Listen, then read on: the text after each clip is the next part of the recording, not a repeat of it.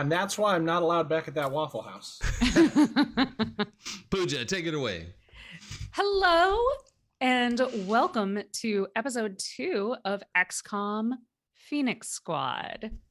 I have a wonderful group of players with me today who I'm going to have introduce themselves before we get into it. So if we could start with Nick. Hey everyone, I am Nick. I am playing Brood, the rookie of the team, and I'm interested to see what's going to happen now that we are about to face combat. And Joe. Hi everybody, I'm Joe and I'm playing Wolf. He is the XCOM ranger guy with the sword, runs up to danger, gets himself in trouble, and is currently in the second phase of grief, which is anger, I believe. He's been there for a long time. Let's see where he ends up at the end of this episode. And Sam. I'm Sam DeLove. I'm playing Jinx, the party's psyop, and I'm exploring whether you can in fact just be in all of the faces at once. Simultaneously, we contain multitudes. Let's find out. We do. Hopefully you don't or won't literally contain multitudes by the end of this campaign. We'll find It's complicated. And Jason. Hi, I'm Jason. I'm playing Valkyrie, the medic or the specialist if you've played the game. My gremlin's name is Raven, which I decided on this week. And I had just a very mind-bending moment as the producer of this show because I bumped my desk, which made my camera jiggle for a moment, but nobody else's camera jiggled. And that just broke my brain because I was like, I jiggled the camera. Everyone oh no, it's so bad. No, it's just me because only I am in this room and nobody else. Anyway, I broke my brain. Please take this spotlight away from me. As the giant hook comes out. So last time when we met our team, they had just found out that Advent had been defeated. The avatars were destroyed. The elders were ejected from this earthly plane back to the hellhole that they came from. But not all was well with the Phoenix Squad, suffering from the loss of their heart, Sunshine, and other losses and the terrors that had come in the war. Wolf refused to come back, refused to heed the order to regroup and join the celebration, and walked away for about 3 months. So as XCOM shifted their priorities, moved on, tried to pick up the pieces of the world, Wolf was out there, front lines every time. 3 months later, Central called in the Phoenix Squad and gave them a new mission. And who would be there in that room waiting for the rest of them but Wolf? So they were given the mission to go to New Orleans and help rebuild because they had seen more than their fair combat, had more than their fair share of losses. And Central and Lily, especially Lily Shen, believed that XCOM's mission now should be to help the world move forward. And this is kind of her brainchild. This is the project of her heart. And she desperately wants it to succeed.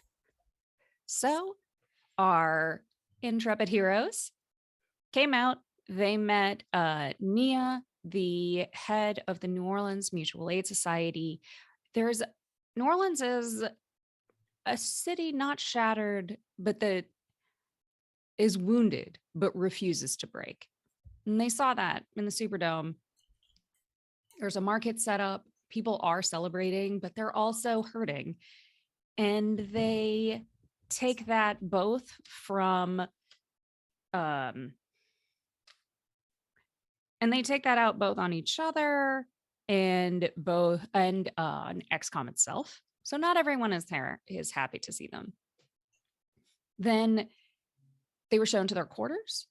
Nia said that they would meet everybody from the heads of the different factions, but gave them a little bit of time to settle in. And as Jinx went up on the roof, tried to stretch their perception a little bit, a red alert came through on their comms. There was a chrysalid attack. Nearby, it should have been clear. These buildings should have all been cleared. But apparently, not everything was. So the group got together, rushed to get all their gear back on, and rushed to this apartment complex where, right as they arrived, they could hear the splintering of wood inside and a scream. Anybody have anything to add for that recap? I feel like that pretty much covers it. Anything I'm missing important? As my brain comes online for the first time today. So what I would love to do is start with kind of just a snapshot as y'all have just like rushed to this scene. You know how bad chrysalid attacks can be and how quickly they can escalate. So I would love to know what each of you looks like as you are landing. And we will start. We'll go opposite if I can remember the order that I started in. Would start with Jason, but I actually have a question real quick. Mhm. I, of course, know, but for those who are watching or listening later, how would you describe a chrysalid and their particular actions and why they can so quickly become a problem? Yes, please. I have put a link to the art of a chrysalid in the chat, and also, so they're a kind of insectoid creature, 4-legged, but they also have kind of 2 additional arms tipped in claws, very long, very poisonous claws. Chrysalids are highly mobile, and their wounds are infected with poison. If someone does, and chrysalid poison has to be treated actively with an antivenom. We're going to call it an antivenom here. In the game, it's a med kit, but like, let's expand this universe. So basically, if you do not treat your chrysalid poison in time and you expire from either a chrysalid attack or the chrysalid poison, you become a cocoon that then spawns more chrysalids. They're not fun. They're highly, highly mobile, like leap buildings in a single bound, except not nearly as friendly or as, apt to save you as Christopher Reeve. Of course, that's what I knew. I just wanted to catch up all our viewers. No, I appreciate that. It's awesome. I want to make sure that everyone can enjoy the XCOM campaign. So yeah, Jason, do you want to start us off with what does Valkyrie look like when she kind of, y'all are dashing into this field of battle again already? And one thing that I do want to point out from last time is that getting into formation took a little bit. It was a little more difficult than it used to be to figure out where everybody was supposed to go, who had whose back.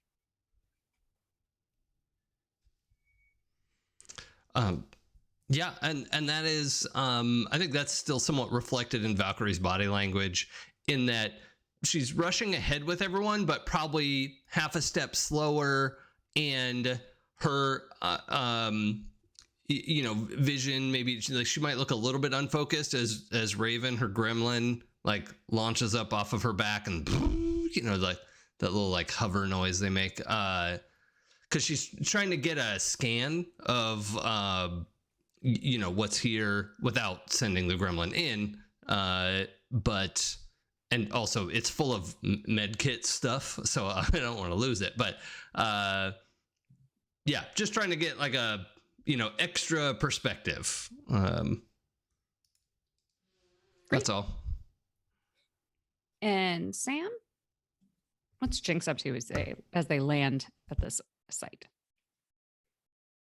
They're trying to find the most defensible position to hole up, trying to count the jump points that a chrysalid might be able to get to and get one past it to hole up. They know that they will be somewhat vulnerable if they're investing their psychic energy into the fight. And they want to find some place in the back line to hide against the thing that can get anywhere very quickly. And Wolf? Wolf is he's gonna do a very ranger thing. People that have played the game will enjoy this little Easter egg. He's gonna look for the nearest window. And he's going to ready himself to breach. The Because nearest Wolf- unbroken window. The nearest unbroken. So there's probably a door that's wide open, but the camera's gonna pan across it to the window. It's gonna pan from the window to Wolf's face, closer into Wolf's face every time. And yeah, he's getting himself ready to breach. I think in the back of his mind, Sunshine was the grenadier of the group, but Wolf was always the grenade. And he's like having that bit of like, I know how to charge forward, but I don't know if I should without someone pointing me first. Okay. And Nick, what is Brood doing right at the top of this?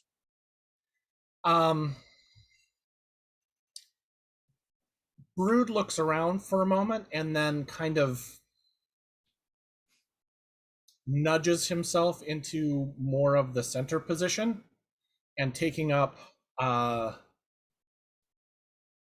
sort of filling in where Sunshine would have been. Not exactly, because I'm not quite sure about filling that role, but I feel like tactically we need someone more center to kind of hold down the line. So I think I've kind of posted up in front of the door, the window, and are ready to go in.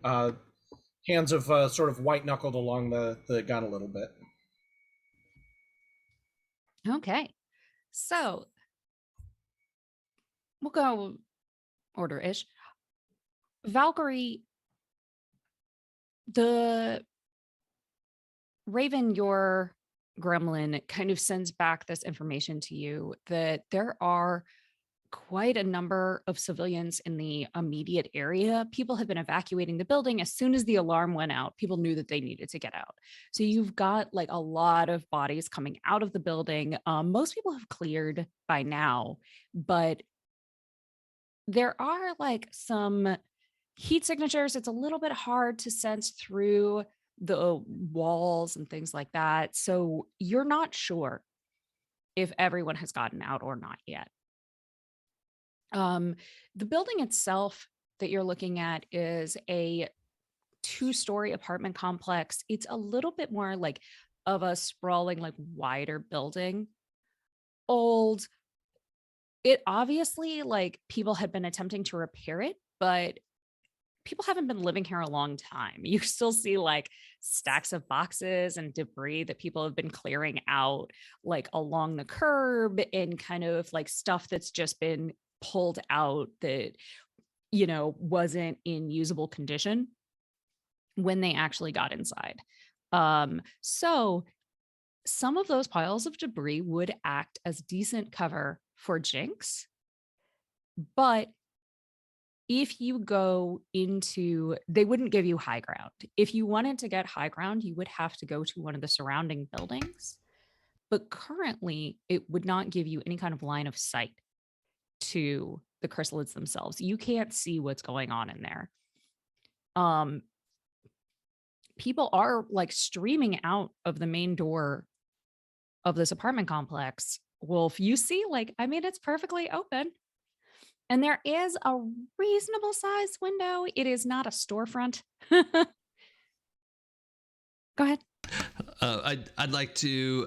So Valkyrie, just in getting that assessment, and just quick, it's like hot, humid midday, right? Yeah, let's say it's like mid-afternoon, because y'all landed. You kind of had Okay. a first.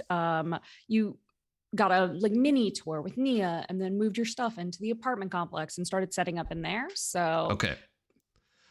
So mind your sight lines. We have mixed groups. Not everyone is evacuated yet. So watch where you're aiming. I have one more quick question for the scene. These are people who have been surviving and learning to take care of themselves and have done some of their own clearing. Is there like a militia or something who is responding to this as well? Are there armed civilians who are rushing towards this danger as well?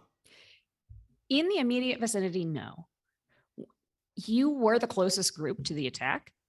You do have an update on your comms from Nia's assistant, whose name I've forgotten already, because who needs to remember names? That's overrated. Was it Nola for Noma?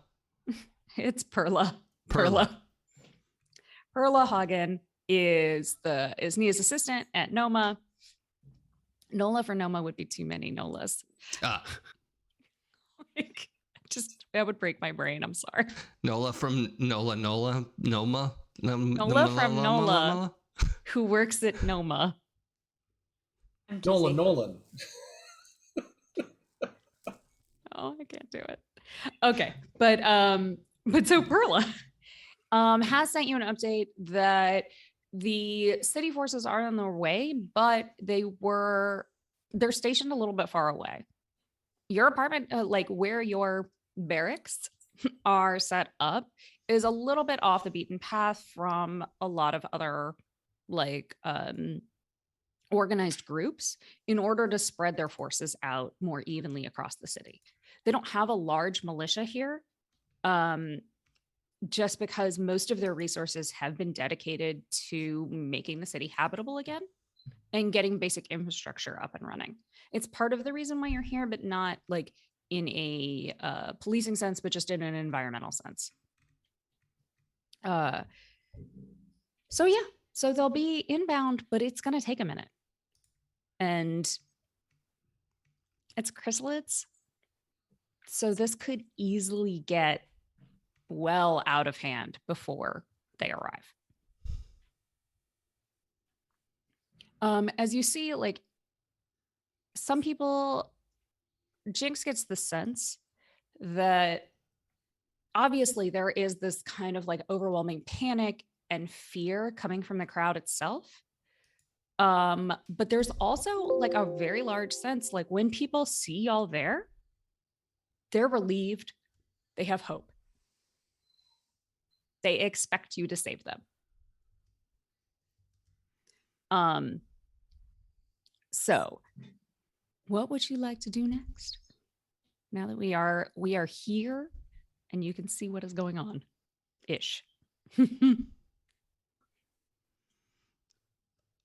Wolf has the special ability like the wind, which means whenever there's a question of who goes first, the answer is you. I think that's appropriate for the ranger.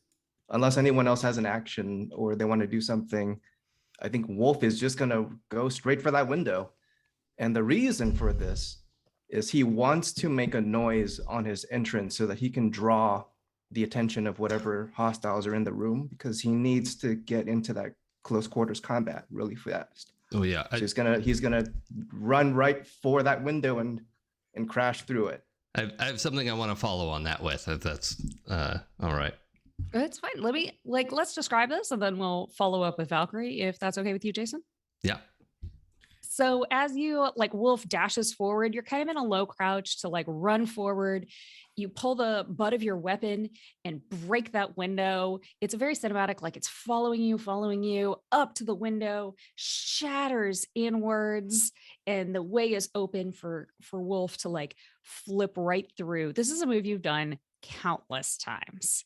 Yes. And Yes. it goes off like clockwork. Wolf howls as he's doing this, just like a very loud barbarian howl that I'm not going to do because I have neighbors. But he's very intentionally making a lot of noise, making his presence known to whatever hostiles are in the area. And he'd like to just take a quick glance at who's. Does he get a sense of where that scream came from? Y'all think that you heard it from like further back into the building, but unfortunately, because it was far enough away, it's not really, you can't really tell. Like It's at this still in the point fog exactly of war where. for our game. Exactly. Cool. And Valkyrie, what did you want to do? I don't know if it's a sway roll, but I wanted to get on Raven's like speaker and just say, civilians, make your way towards this announcement. You are in danger. You must evacuate. And kind of like also like kind of positioned over like the like at second story level above where Wolf just went in, because you kite the baddie toward the tank. bring them to us. Don't run away, run to us. That's what I'm trying to get, is like run this way. You're setting up Raven in kind of like a open area outside of the window that Wolf just crashed through. Well, kind of up at second floor level, just with max volume repeating this like, evacuate this way, you are in danger. Yeah, in case people hadn't heard the screaming or the running or the, you know. Or the red alert com bulletin that went out. Great. So people start to congregate kind of in that area underneath the Raven. Okay. You get, there's probably 15 to 20 people who are outside. As more people come out of the front door, they see that group, they're coming through. Yeah, I'm trying to wave everyone through, like, go, go, go, go, go. You can see that most people you see aren't in bad shape, but there are some like scratches, some other kind of minor injuries that like, it's possible somebody fell down the stairs as they were coming out, like just in their haste, or like, but if someone's poisoned, they could become a spreader. They could, but you don't see any grievous injuries just at first glance. And everybody nobody is with currently like green bubblies over their head to indicate that they've been poisoned. There's no one blowing green bubbles. Okay. Into the air. Well, I guess the follow-up question is, do I have some of the anti-venom that we know is effective for this, or yes, you do have, as part of your kit, you have 2 doses of anti-venom that come standard.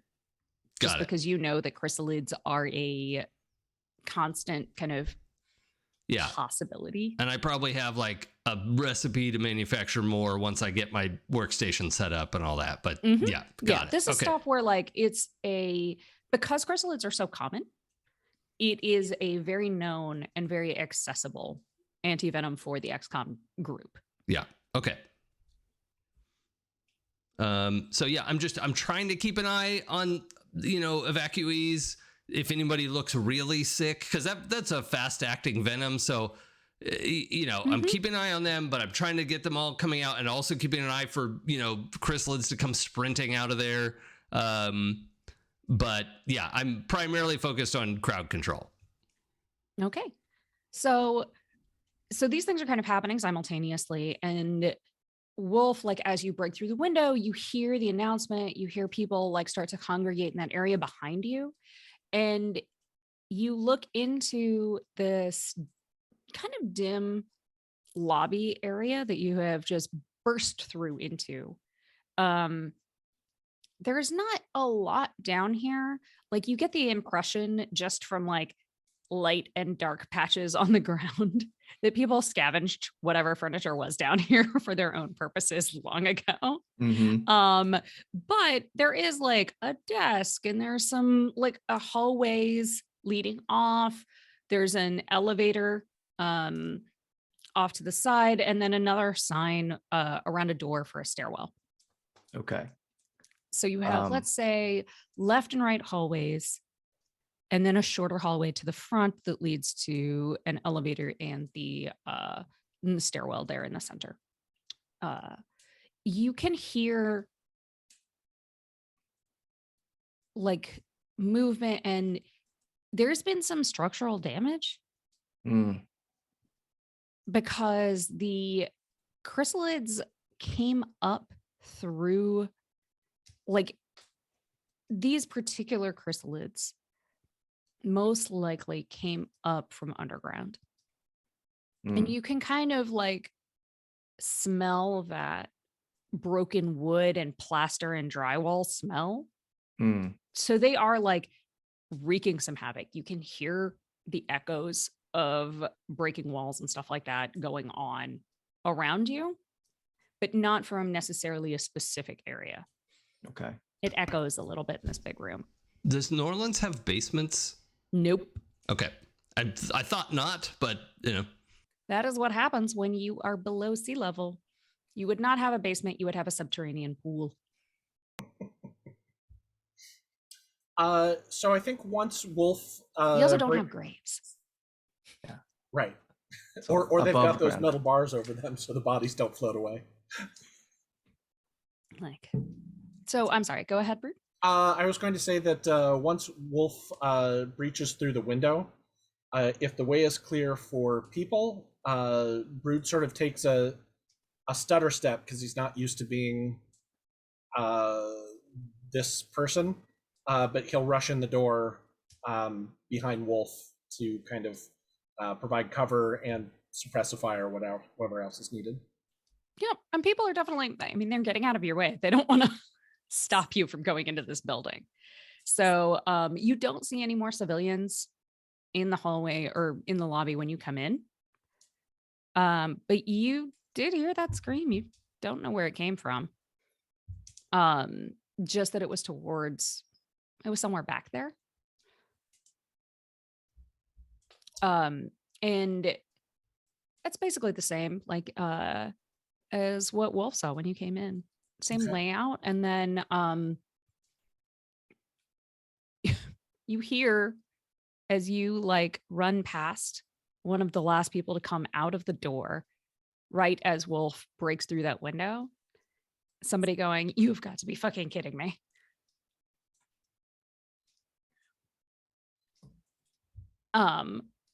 But no more than that. Just a little kind of like, seriously now?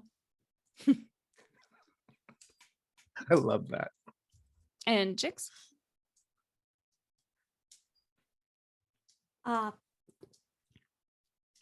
Well, Jinx ends up hovering almost near the window that Wolf accessed, trying to cover the civilians' retreat, and also Wolf. They're not usually the one who takes this position.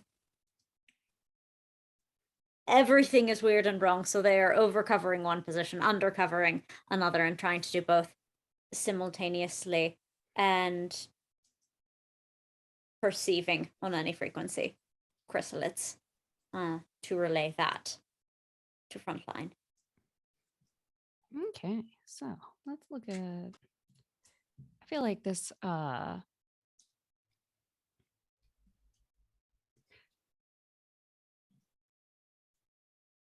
I would say that in terms of you sending out your senses, would you say that that's what you're doing right now to try to see where the chrysalids are grouped up in this building? I can. Then I would say let's use for our first roll of this session. We'll use research. Let's use research.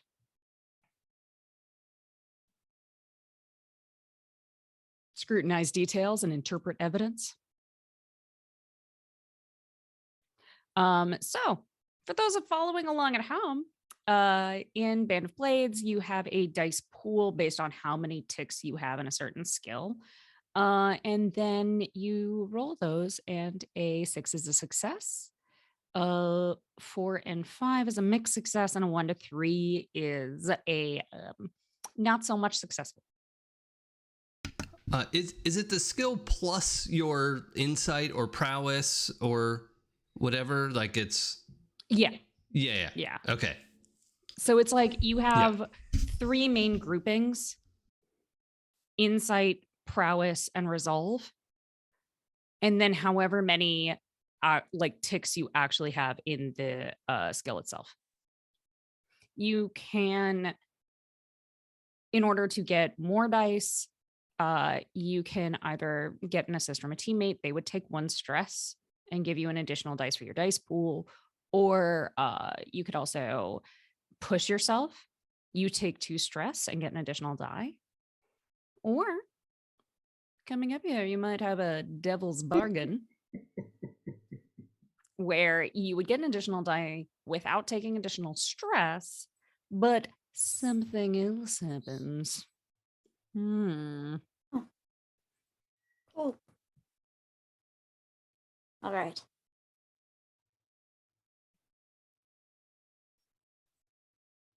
Four? Okay. So 4, as we talked about, you will always hear glee in my voice when I talk about Devil's Bargain. Because I'm evil that way. I mean, I just want to help you. Help yourselves. With a 4, mixed success. So what, as you kind of like send your consciousness out, send your like those psychic feelers that they opened up inside your mind when you went into PSYOP training, you sense both the pressure from the concentration of people behind you, because you're really close to this group. Like Raven has gathered everyone kind of in this big mass behind you. So it's like a wall of emotion pressing up behind you, pressing on you. But off to the left, you feel the focused hunger and anger that you associate with the chrysalids. You can't tell, like you think, like you know there's more than one, but you don't know how many.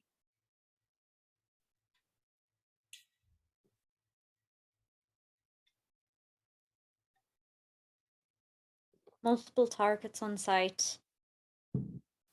I'll relay the position as close as I can. Be advised.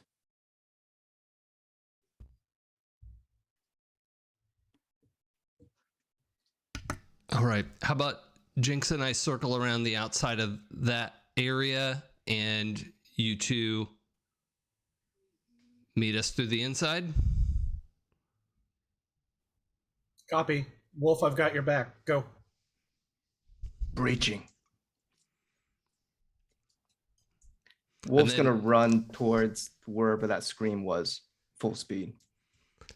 And I don't know how jumpy Jinx is, but I imagine like, okay, Valkyrie's like, okay, all those people are set. Raven kind of like heals, and then, well, HEELS. That'll be confusing.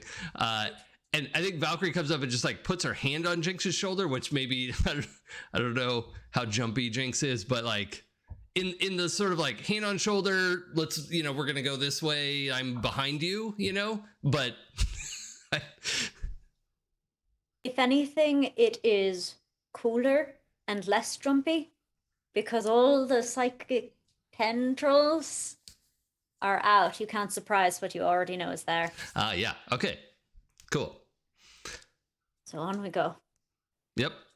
But I think it's noteworthy that Valkyrie has fallen into the like, Jinx is my point person. I will follow Jinx to where we're supposed to go. So whatever that's worth.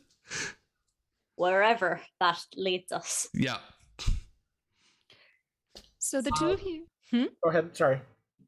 No, go right ahead. Oh no, I was going to describe something else, but let's move on with them. No, if you have something you want to add, please do. Just that as I was following Wolf, I'm also like trying to do the full scan for everything we go into, which is hard when you don't have a partner to check the other corners, but it's up, around, over as I'm running, because I want to make sure we're not ambushed from above or something. Absolutely. Well, let's follow Jinx and Valkyrie around the outside of this building. You start to move in a parallel path and come around. You're scanning. People are milling around or whatever, like they're trying to see what's going on, but they're staying out of your way. And then the building itself comes around, and there are windows up above.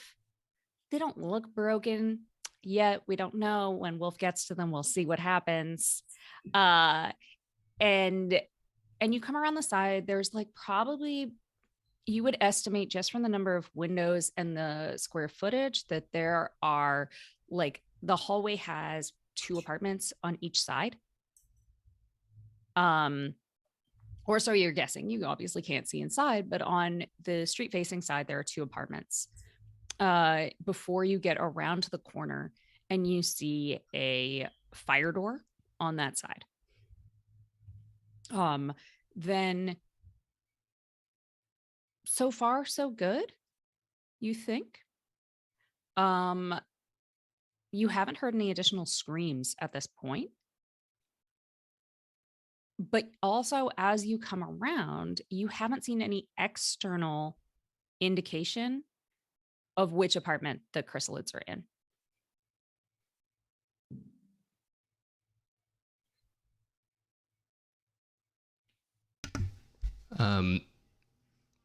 So checking in, let us know when you can see the fire door. We're at the east fire door.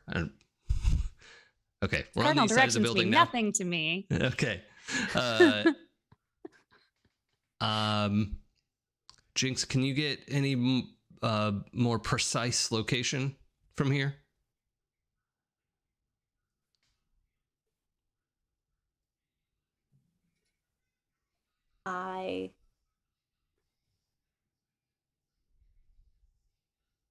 I can't get more than what I already know. We have to cover the retreat. Okay. Okay. So Jinx is going to start to move up so that they can get the main angles that a chrysalid might come up against the retreating civilians and make sure those are covered while Wolf goes after the probable location. We still have to cover them. Okay. I'm going to say that in this, around this side, you're in kind of an alleyway in between the 2 apartment buildings. Like it's an apartment building next door as well. And it's actually got a fire escape coming down from the second floor, one of the second floor windows. So just so you know that is there. There's a lot more trash here in the alleyway than there was around the front. The impression that like people definitely sometimes threw objects they didn't want to carry down the stairs out of their window. And city services have probably been interrupted a little bit recently. Just a hair. Oh, Pooja, is there any chance I don't remember if this is in the game or not, but can my gremlin do a like motion sensor pulse of? You could scan with the Yeah. gremlin for heat signatures, for like if you send it inside, if you send Raven inside through the door, then it could kind of like You open are up that evil. area for you.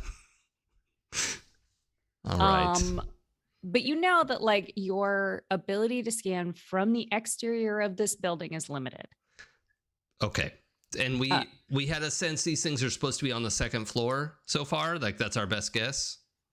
You know that they're in this wing rather Okay. than the other side, and you're not sure if they're all concentrated on the first or second floors. You're Okay. not actually sure how many of them there are yet. Okay, but you Brood haven't and Wolf seen are on the them. ground floor. Mm-hmm. Okay. And is there a broken second floor window? You see that a couple of the windows are open, Okay. but none of them are visibly broken. Okay. So, I don't think this is something Valkyrie's done a bunch, but and Pooja, I think we had talked about the like first person option. I think it's gonna be more like a you get like an overlay, Okay. like a heads up display kind of Yeah. situation. So when Raven goes in, it's less like you're there yourself, but you are watching like a real-time video feed. Sure. But I imagine it's pretty distracting. So But Valkyrie you've also been doing this for a while. It's not your first Sure. rodeo. But still, it's like sling the rifle because we don't hold guns in our hands when we're not aware of our surroundings, and put a hand on Jinx's shoulder, kind of standing back and to the right of what's your? Are you right-handed or left-handed, Jinx? Jinx is ambidextrous. Okay, well, I'll stand behind your less used arm. Yeah. And yeah, I'm gonna try to pilot the gremlin in through that window and get a better look around. Okay. When you send Raven up, breaches an open window because your gremlin doesn't believe in unnecessary collateral damage. Yeah. Also, it like could damage. I mean, it's not a wimpy device, but it's still like. Why expose it to unnecessary mechanical stress? Right. Right. Mm-hmm. So it zips in through this window, and you are in a bedroom. No one is in here. Walls seem to be intact, but the door is open. So if you want to send it further in, the bedroom opens up into a living area, and you see out of kind of like around the side that one of the walls of this apartment complex from the hallway to the apartment itself has been collapsed. Okay. There is drywall dust. There's a giant hole. That part, like furniture and things, like have been ripped up in a like circular path. Mm-hmm. Okay. And you see a trail of blood. Okay. Coming around that you can see goes out the main door. Okay. So I'll just call in. Raven is tracking a trail of blood on the second floor with a lot of collateral damage, it looks like. And we're going to take that moment. On that information, we'll jump over to Wolf and Brood. So as you run down this hallway and you're headed towards, like, in a way, you're parallel to Valkyrie and Jinx on the outside. Wolf is going full scale ahead, full steam ahead. Sorry. Metaphors, what are they? And They're kind of like similes.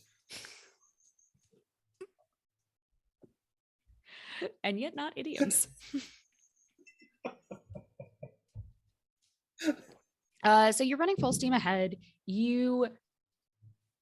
Are you clearing like doors as you pass them? It's not a long hallway. It's not like a massive like 100-unit complex. Wolf definitely is not. Okay. So as you charge forward,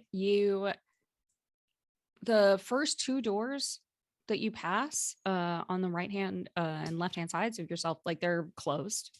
Nothing to be concerned about there. But towards the end of the hallway, you see that there's dust and rubble. And you notice that it looks almost like a giant sinkhole has opened up, partially under one of the walls, but mostly like centered around the hallway itself. It is blocking the fire exit door as well. Well, that's not up to code. Sinkholes rarely are. Especially when they're not sinkholes and they're actually like chrysalid entrance points.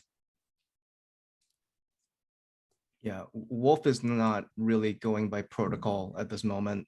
He's dead set on finding where that scream came from, and he's gonna run to it with his sword ablaze. Okay. By the light of your sword, you see, like, as you get towards the end of the hallway, it's like, it's so obvious that the chrysalids came up from this area underground. You can't really tell like more than that. Was the nest here originally? Did they burrow in from somewhere else? You're not sure. You don't care. No, that's no. But through kind of the remains of this wall that, if you stop to check, might have been load bearing.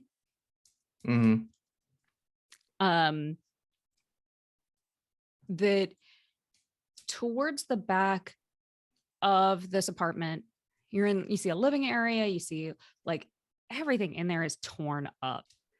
And in the back of this room,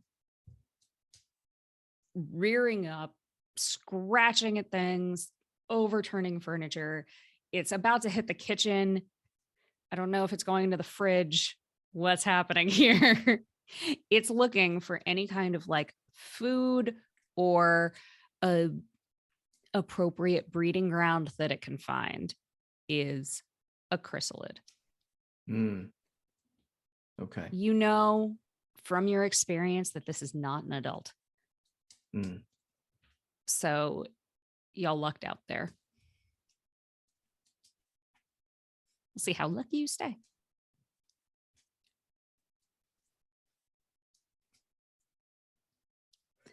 So as Wolf charges ahead, I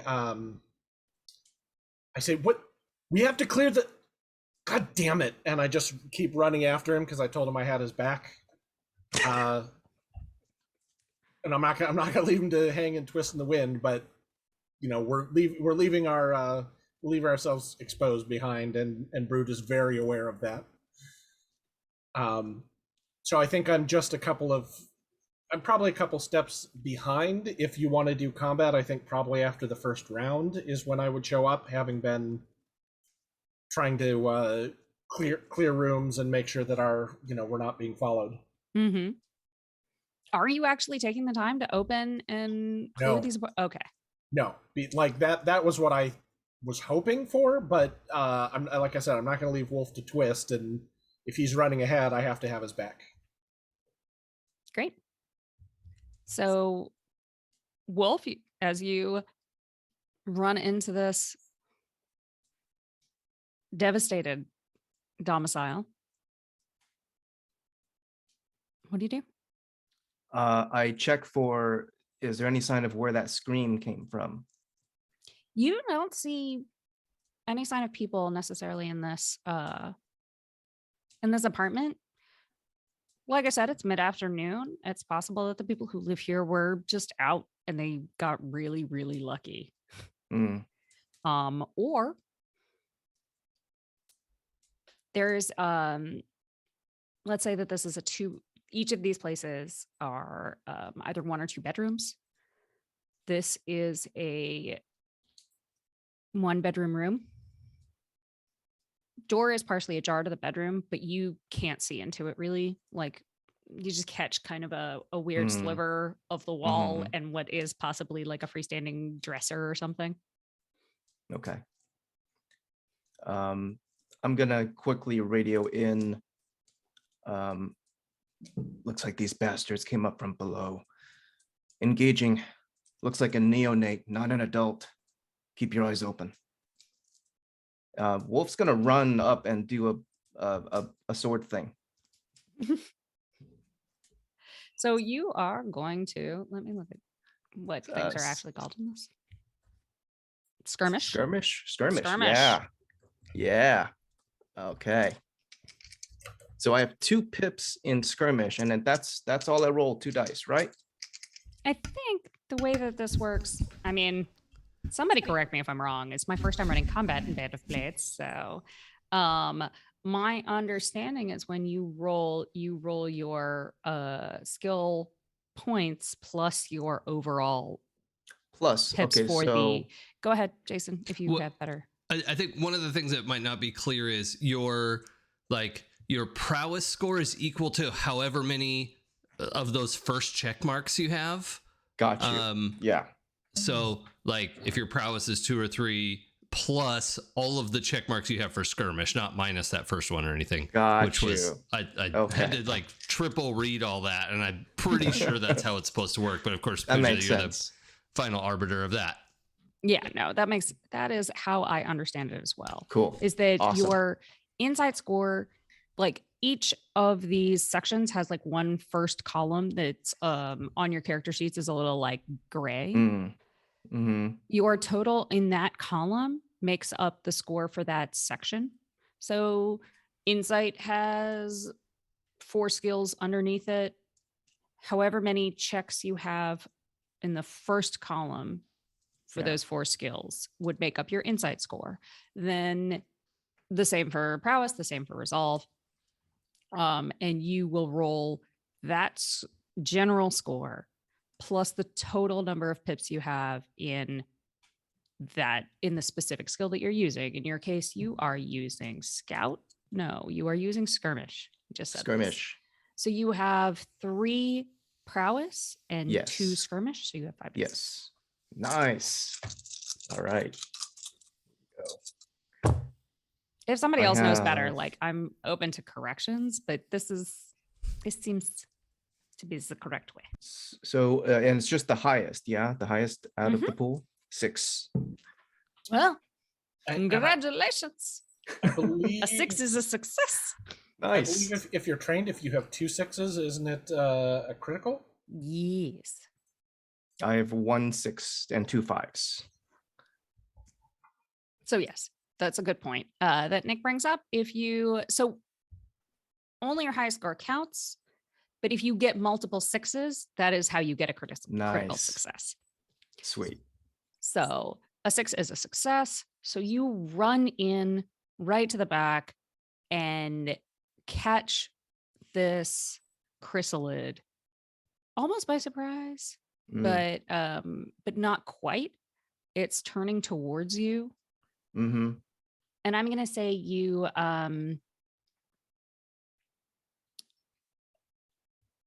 do like a pretty significant hit to it. Mm. And as you slash across the chrysalid's body, it's turning and it's got one of its claws raised, Mm-hmm. except it no longer has that claw because it doesn't have that arm anymore.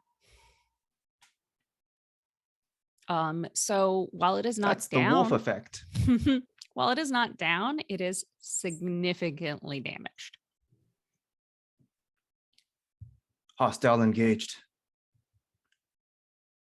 And that is when we are going to pause there on y'all right as Brood breaches the door. and sees Wolf engaged with this chrysalid already without you there. Once again, running in. And we're going to go back to Valkyrie and Jinx. Valkyrie was using Raven to track a blood trail out of the door. What do y'all want to do? When you hear this kind of like, you've radioed in, but you hear Wolf's call that like they came up from below. He's engaging a hostile. I have to think Jinx would have initiative on this one because I'm sort of split attention.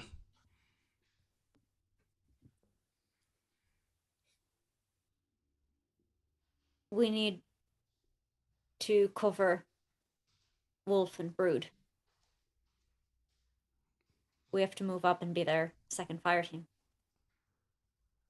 Okay. Yeah, little distracted, but yep, I'm with you. They seem equally, it's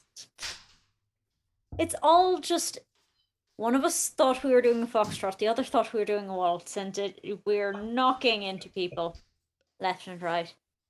Sort of dance. Right behind you.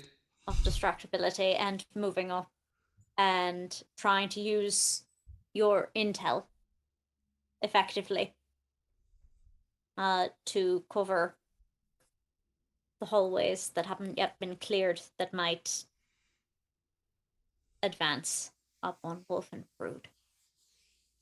So do you want to go in the fire door? Or are you both going to go in this second story window that Raven went through, or? I don't think we have the equipment to get up there, do we? Directly? Sure, there's a pipe you can shimmy out right up. Yeah. I mean, if you want to try it, you could probably jump from that other fire escape. Oh, like run up and jump across. But that's up to y'all. It might be a little bit risky. Like, it's not the easiest thing to do, but it's not also like you're not going to die if you miss it. Well, right. But if Brood and Wolf are on the ground floor, I think that's where we're trying to get, right? Are they in an apartment with, like, can we see through the windows of that apartment? What's kind of the... There are not windows on the side that you are on. Okay. Giving you view into that apartment now. Okay. All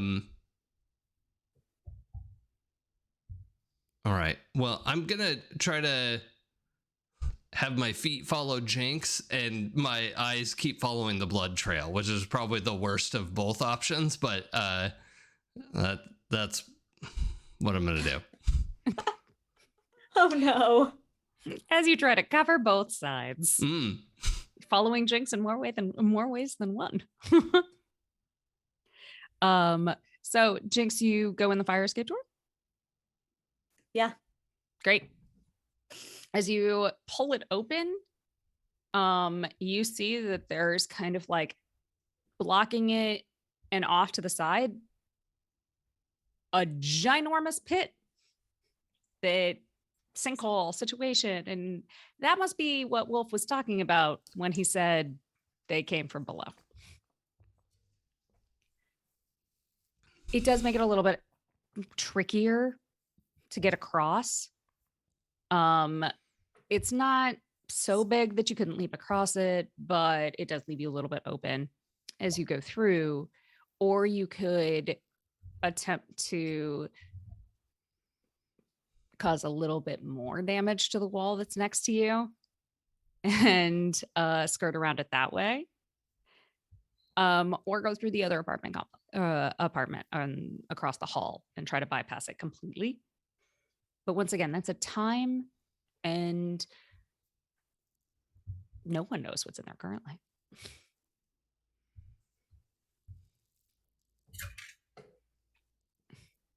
Right,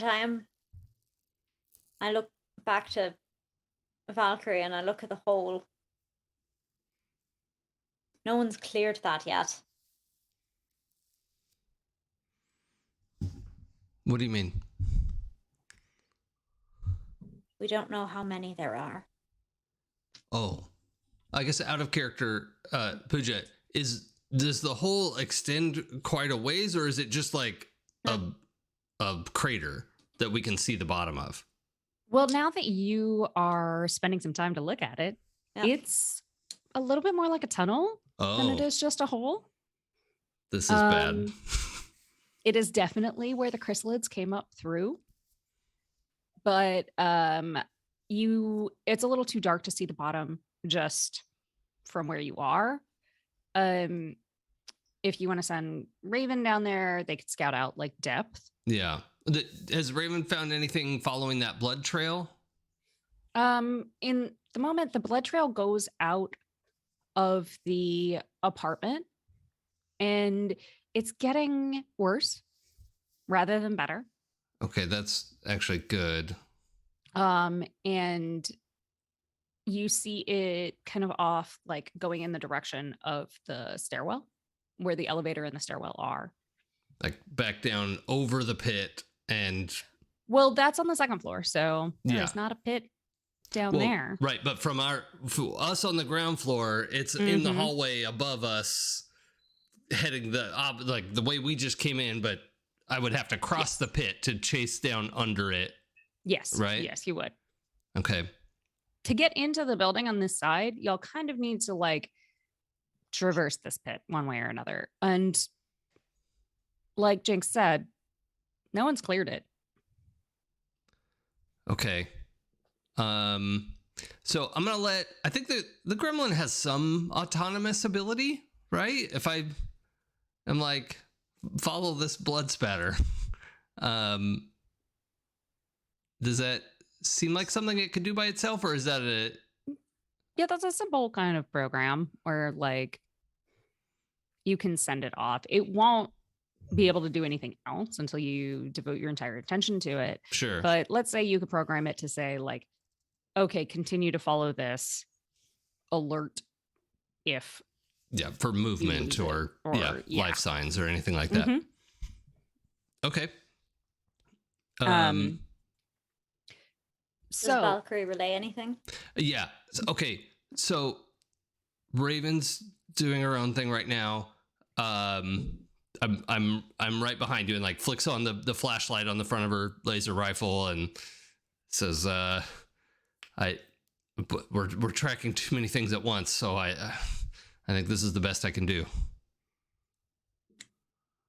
Right. And then I think over comms also Valkyrie adds like blood trail heading on the way back towards the elevator. Jinx and I are looking at heading down into the pit.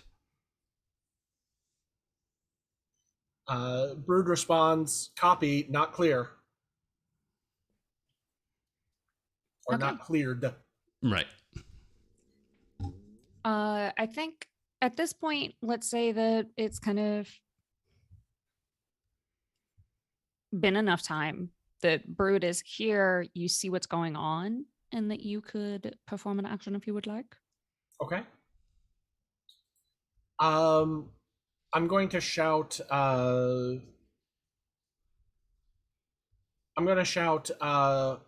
your right, and then fire at the chrysalid. All right, then. Was XCOM 1 the one that had chance of friendly fire if you were firing past one of your people? Oh no. Probably. I mean, it sounds very enemy unknown. Yes. Yeah. That sounds like something it would have had. Yeah. I also got a 6. Fantastic. So you want to describe what how exactly you and Wolf coordinate this attack?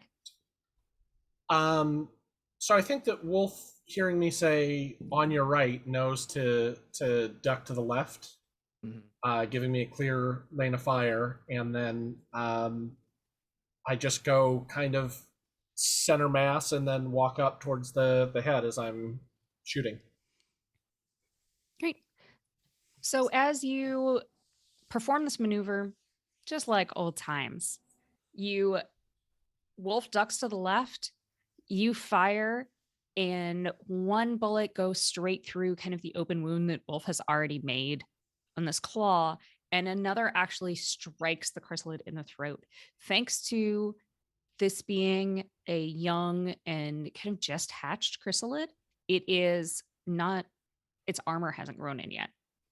So you got lucky that way, at least, that you now have a dead chrysalid in front of you. It falls down, kind of twitches a little bit in that weird, like, oh, how does your nervous system still work way? But that one's out. I shout at Wolf, clear the room, and point towards the half-open door. And I will turn and check behind us to see if the noise has caused anything else to come. Okay. Wolf's gonna, I guess, follow orders.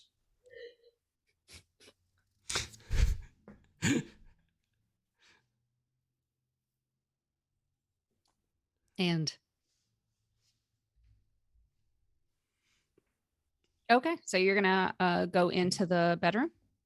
Yeah, I'm gonna. Is the door already slightly ajar? Was it closed? Mhm.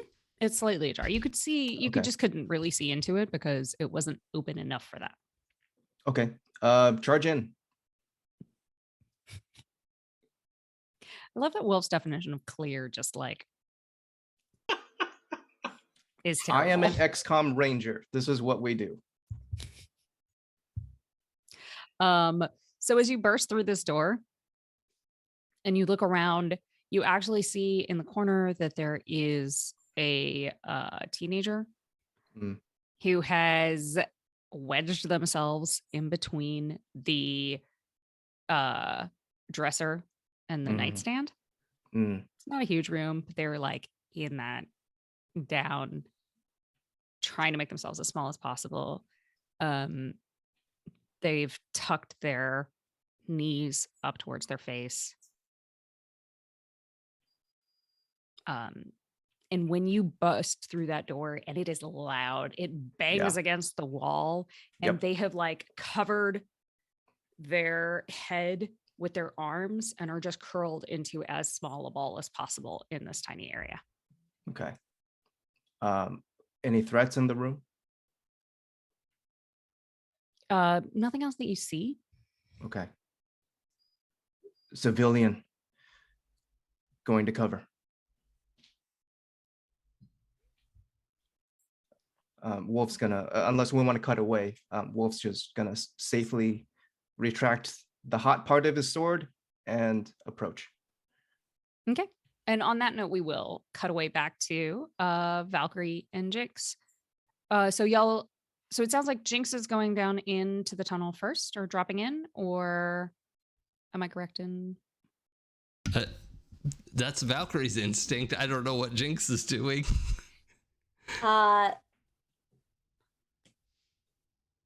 Sure. So Jinx will crack a glow stick, drop it down. We're the two not it's. What makes this so amazing, to be honest? It's really, yeah. Yup. After you. No, after you. Please. I respect you too much. I wouldn't. You crack a glow stick. Yep. Drop down. Down into the pit. It's about 8 feet deep. Not actually that bad. It goes off like a ways. You can't, it's kind of like down and curves around. But immediate signs, you don't see anything else down there. Nothing immediately goes to try to eat your light. I think we need to get the others before we chase this. Works for me. And I'll hand up to try to get back out of the pit. The teamwork, Jinx out of there, and make our way toward the stairwell. If you were a blood trail trying to escape, you'd probably go towards the elevator. Yeah. Yeah, maybe and we the can meet elevator and the there. stairs are right next to each other. So Right. Yeah. So we'll go check that out next and try to catch up with Raven. okay. So the images that you're getting from Raven are that the blood trail goes out. There is kind of like a bloody prints on the button to the elevator, But like a human handprint. Yeah, kind of like smears. Not a more chrysalid than late for work or something. Like, no, there's no like, God damn it, pierced through the elevator. I did it again. But you see kind of like just smears on the button, but then like they continue across the elevator doors to the stairwell. Oh, okay. So they remembered their emergency training Okay. that you are not supposed to take the elevator in case of emergencies. Okay. And also being trapped in a box when a chrysalid could get you is probably a bad thing. Okay. So wait, did we go upstairs to do this or This is what Raven sees. Oh, okay, great. So, and we're coming along the ground floor towards the elevator. Okay. All right, Jinx, they may be in the stairwell trying to make it down. Let's, I'll cover you while you open the door. And right. Guns out. so you're going past these other doors. Nice. I was presented with a magical espresso for my partner. Oh yeah. Yay. A wondrous. So you're going from one end of the hallway where the fire door was to back towards the lobby, which is where those stairs led out. Mm-hmm. There are still like 3 other apartments. Doors are closed. Along this hallway. I mean, you don't have to go in there. No one has to do anything. I just wanted to point it out. Valkyrie's on this tunnel vision of like chasing down where Raven is, right? Like rushing past these closed doors to get to the emergency stairwell that this like a person is coming down and hopefully we can help. Clearing the each room doors and corners. What I mean, neither of us are point people. I don't know if it would occur to me to like stop and bang open each door to make sure nothing's in there. Yeah, we're specialists of our respective kinds. We tend to support the people who do that. And I guess there is also like a base level of assumption that the people who went down to do that had done that. Yeah, because they always have in the past. Brood, did Holler not cleared? But they were fighting a chrysalid in that room. Yeah. So I think we just assume. And on the very self-same camera angles, both Wolf and Brood ran past without clearing doors, so too do we. Yep. So obviously the door across, not obviously, but the door, an apartment across from the one that the neonate chrysalid is in, nothing happens. But as you go further down the hallway with this tunnel vision to just get to this person, help someone, the too heavily foreshadowed does happen. And as you pass, who's in front here? Jinx? Yup. Just as Jinx passes this door, it crashes down from its hinges in between the two of you. And from your right-hand side, a enraged chrysalid bursts through in between the two of you and rears up on its hind legs to attack.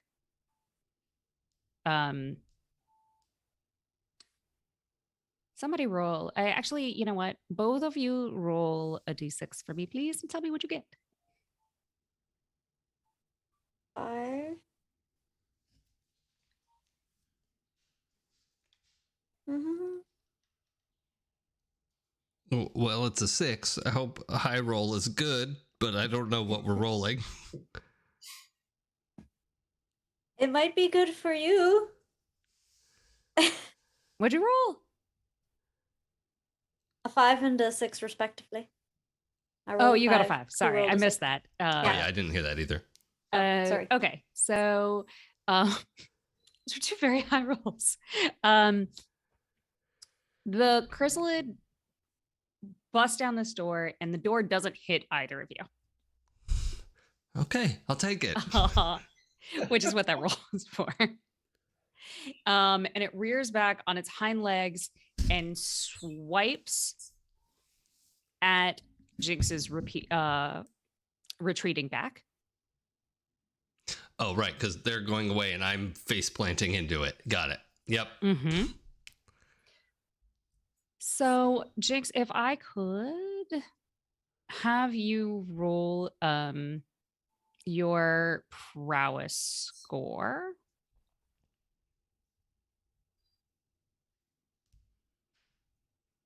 And then you can roll maneuver with that. I've discovered a maneuver.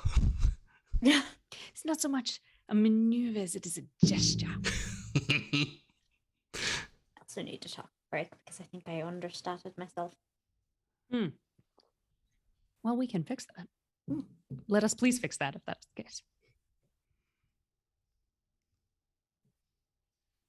Which is fine and goes very well for me and doesn't result in catastrophic failure. Oh, what? What did you do, Jinx? What happened? Nothing, apparently. I assume a 2 is nothing. I assume I just skip off into la-di-da-di-di. Oh, you got a 2. Yeah, I think that's what 2s mean. That's what 2s mean, yes. 2s definitely mean that someone skips off into the Into la-di-da-di-da. As you hear this giant bang behind you and a screech, and you feel kind of like a searing slice rake across your back. Like from your right shoulder down towards your left hip. Jeez, that's the whole back. Luckily for you, your armor has blunted a good chunk of the blow. So it has not gotten in deep, but you have you feel the burning as the poison from the chrysalid's foreleg seeps into the openness of this wound. And you take 2 harm. Oh, I see. We have stress and corruption. track. Oh, there's harm. Okay, I see. Yes. Wait, where's harm? Harm is below corruption. It's got kind of it looks a little bit there it like an is. Excel table.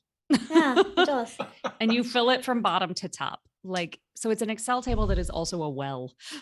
So It's an Excel intuitive. table. Got it. I don't know why we were confused. It's So really how much obvious. of this Excel table am I filling? The bottom 2 boxes. Love that for me. So you're I hurt, don't. but you can still function. You don't currently have any negative effects. Why currently? Why would you say currently? Well, it's definitely better than My not back having a is later. open to the air. Now, my understanding is that Jinx can spend a stress to make a resistance roll and potentially reduce the damage at the cost of stress. Mm-hmm. Yep. If you would like to say that you have wrenched yourself further away at the last moment in order to have the chrysalid strike not hit quite as hard. But it wouldn't impact the status effect of the chrysalid poison. You get a bit in on me, and that's still going to impact, yes? The poison, yes. Yeah. I might 'Cause need you to were hang on to hit. that stress track. Yeah, you may need that. That's good to know, though, Nick. I didn't know you could spend a stress to try to resist damage like that. Yeah. Well, It's not a not stress. It's not like you spend one stress to reduce. It's not like threads that way. Oh. It's that, say you would like to avoid taking harm here. You're like, I'm going to gird my loins and resist these effects. You can spend 6 stress Oh, to resist it. Then you roll a resistance roll using your, like, one of these 3 stats, whatever's most applicable, mhm. not with any of the specifics added, but your base stat. And that number that you get on the die would reduce the amount of stress you take. Oh, so you automatically resist the damage Mm-hmm. and then try to see how much you can mitigate that stress by. Exactly. Cool. So you could take no actual harm, but you would still have the poison effect. Because I don't like. Yeah, I mean, you could say it's scratched, but the scratch doesn't equal harm in this case. Like that's... Exactly. And that's what the effect of this would be. You wouldn't have taken any harm, but you would still be poisoned. For the low price of up to 6 stress. Which is all of it, right? That's a knockout. That's all of it. I don't know that I'm willing to gamble that right now. I While mean, I'm you would next to probably- the party healer. You'd probably roll a 5 or 6 on your, to reduce the stress. Well, even if you only roll 1, that's 5 stress. So you're not taking 6 stress. But I think Jinx has one already. Mm-hmm. Oh. Yeah. So But you're also partnered with the healer, so... Exactly. on the other side That- of this chrysalid is a healer. Yup. Hello. Hello. And speaking of, I would say, Valkyrie, it Yep. feels like your turn would be appropriate here. Sure. What would you like to do? So I am like diving backwards onto my back, sort of like shooting past my feet. Does that make sense? Like as I'm following back, I assume we had rifles in hand at this point. So, and just shouting, contact in the main hall. And then just, this laser rifle, just hold the trigger down. Cause that's what Sunshine did. This is how Sunshine taught me to shoot. But it's not like I like it in conjunction with this very controlled thing we just saw Brood do of like line it up, center mass, walk it up, like whereas I'm like flying backwards like or more of a to get the Foley in there, right? Yeah, well, I'm gonna have you roll a shoot. Yeah. I have one in shoot. And you are Shoot plus insight, right? mm-hmm. No. Right. Totally. Yeah. That's totes how that True. works. Or shoot press prowess, one of the two. Yeah.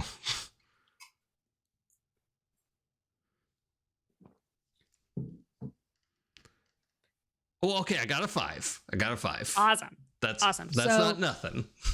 I am gonna say that as you fall backwards and you are like have this kind of spray that goes up, you do manage to hit the chrysalid, but not with everything that you had. Yeah. You kind of hit the wall a couple of times and you hit the chrysalid a little bit. And like we are looking at, like, once again, this is a newly patched chrysalid. Sure. So you are in that respect lucky. It doesn't have armor yet.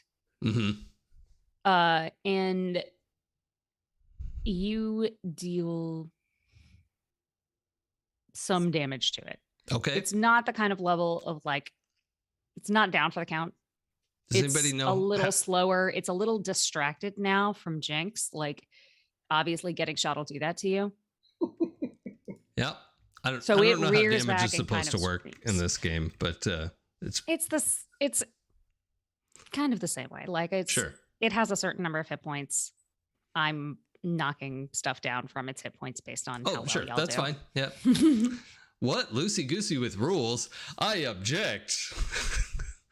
Also, I mean, if we want to go into the Band of Blades, like actual combat mechanics in terms of how much harm you No. do and threat levels, No, I don't want this combat to take 3 sessions. no, I was really making don't. fun of myself.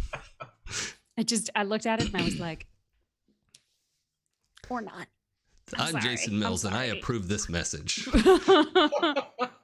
So I'm sorry to anyone who was really excited about learning how to do threat levels and positioning Nah. in combat. And by the way, shout out to Transcript, just doing its best with every version of Chrysalid it can think of. Just good job, buddy. You're doing it. You're It's doing trying it. real hard. So yeah. Oh, I That- thought someone said something.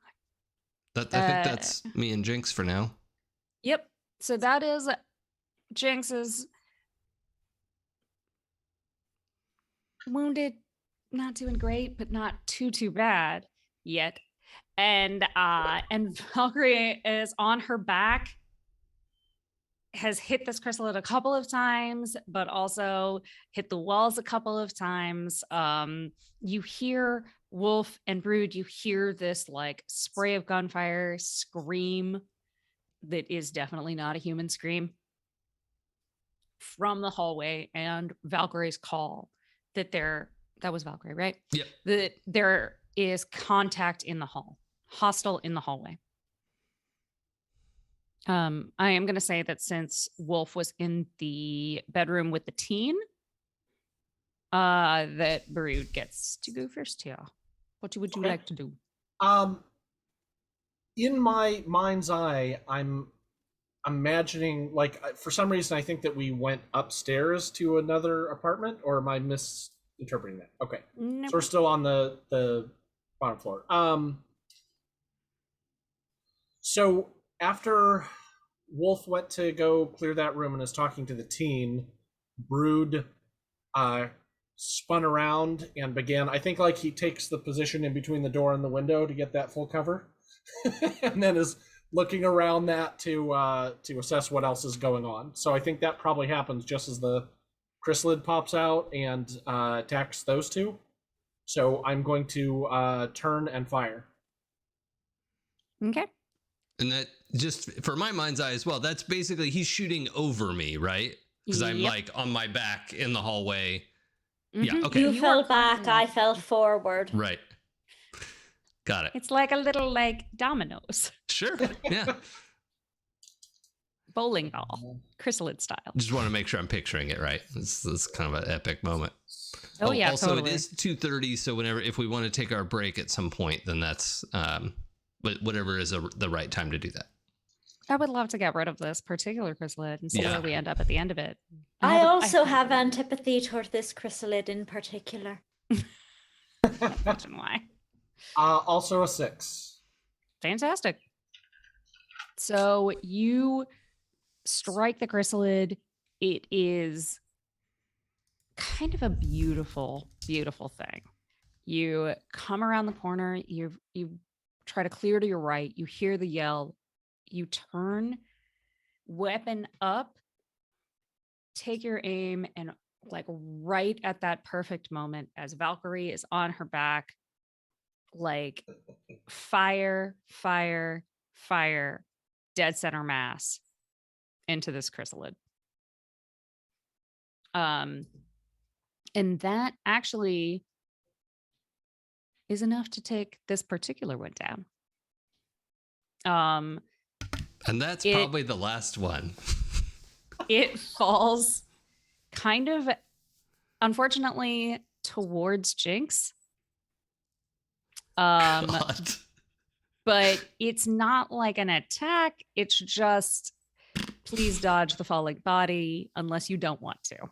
Just like, I dodge the falling body.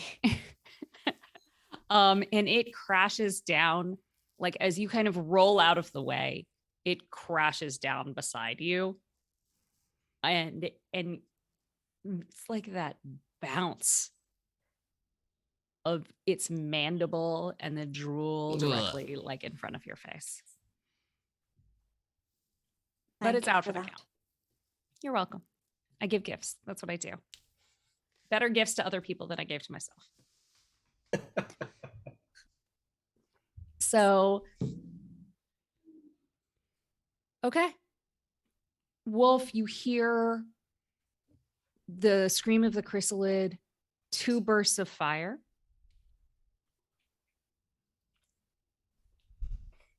And you were there with this incredibly scared and traumatized teenager. The first thing I do is crouch down a little bit, not quite getting onto their level, but Wolf is going to try to soften his voice and just say, "You're in shock. You don't have to move, but you're safe. You're going to be okay. I have to go take care of something, but we'll be back." And then Wolf's going to ignite his blade because there's a fight to be had, and he's going to run into the hall. And he probably sees the chrysalid go down. Can I say right as you come into the hall, you hear Brood say, "Target neutralized." Brood's shoulders slump down a little bit. I mean, Wolf's shoulders. Oh yeah, Wolf's shoulders slump down a little bit. All right, Yeah. I'm me, you're you. Right.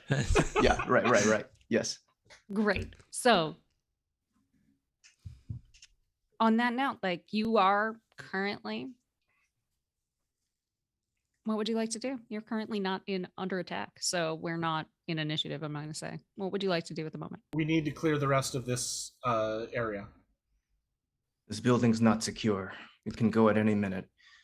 We've got to make sure everything is out, and then I have to go down. Yeah, that pit extends quite a ways. I need to get Raven out of the stairwell and see Or if we into can. the stairwell, because technically Raven had to stop at the top because that was a door and an elevator. Oh, we couldn't so have Raven gone was in at there. No. Right. So I have to run up the stairs to let Raven down. Which is what we were moving to Yeah. do when Chrysalid pops out of door number 1. Oh, right. Sorry. I skipped ahead. What I am like running to kneel next to Jinx and be like, wait, let me look at this. Yes, please. Okay. I have no machismo in that particular. Yeah. I am not. Rub some dirt on it. Right. The good news, I won't have to worry about you picking at it. It's this like most awkward place to reach. Hypermobile can't relate. Yeah, well, yeah, okay.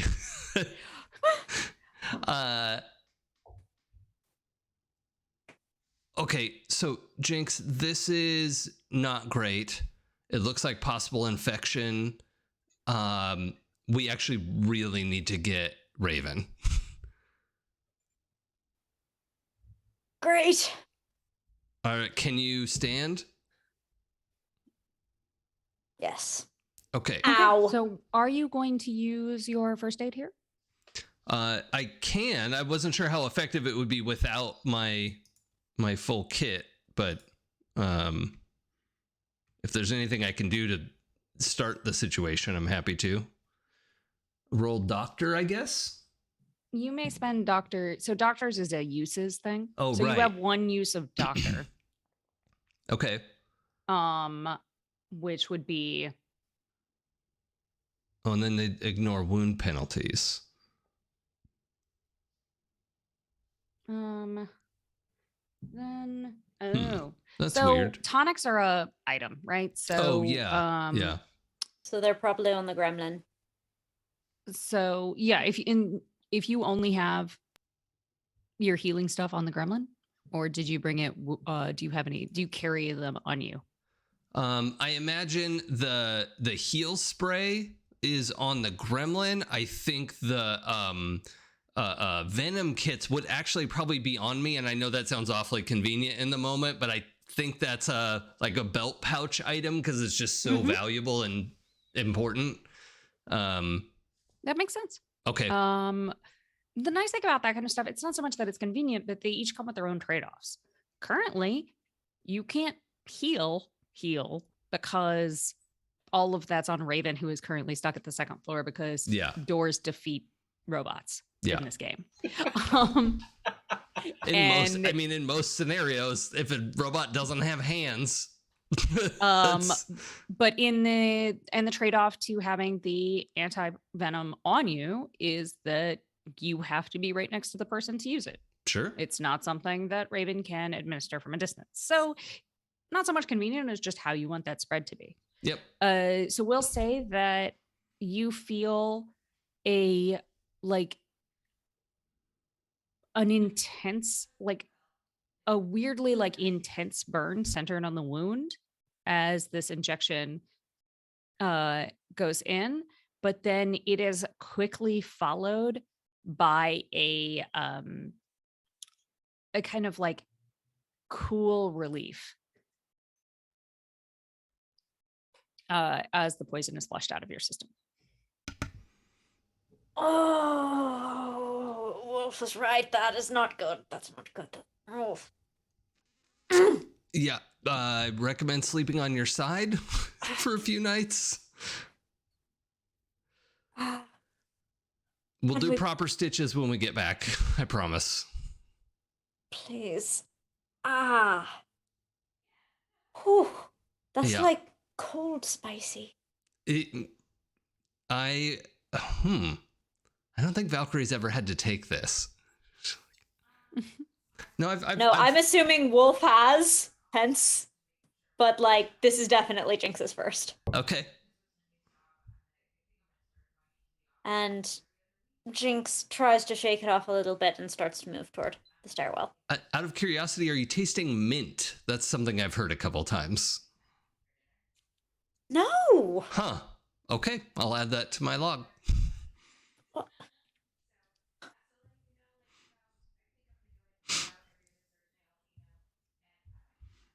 Valkyrie, where is Raven?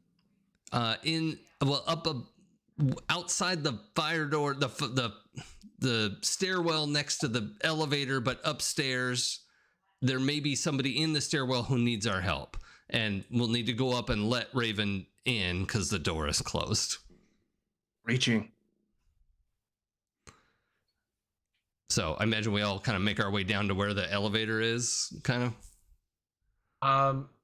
Actually, if you're going that direction, I'm going to say, call me. I'm going to set up a watch on this hole. Okay. There's a civilian in the back room. They should be safe. Let's make sure it stays that way. Okay. Brood, can you try to get them out before you set up watch?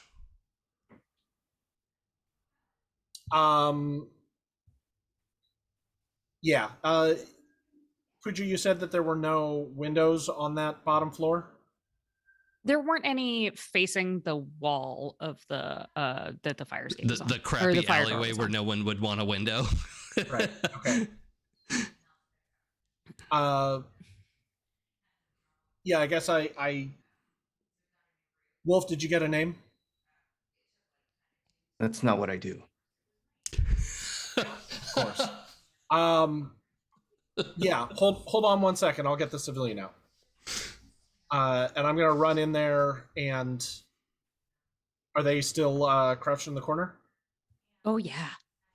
Okay. Yeah, they are shaking a little bit. They're crying now.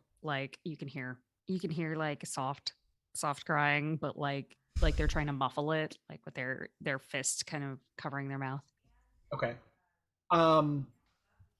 One of my traits is warm, so I don't know how this is going to work exactly, but the plan is I'm going to kneel down next to them, actually get full down on one knee, and say, okay, it's okay. It's okay.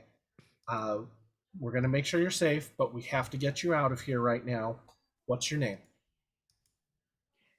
I'm going to have you make a sway roll with an extra die for your warm Okay, to get them to come out of the shock and cooperate with you.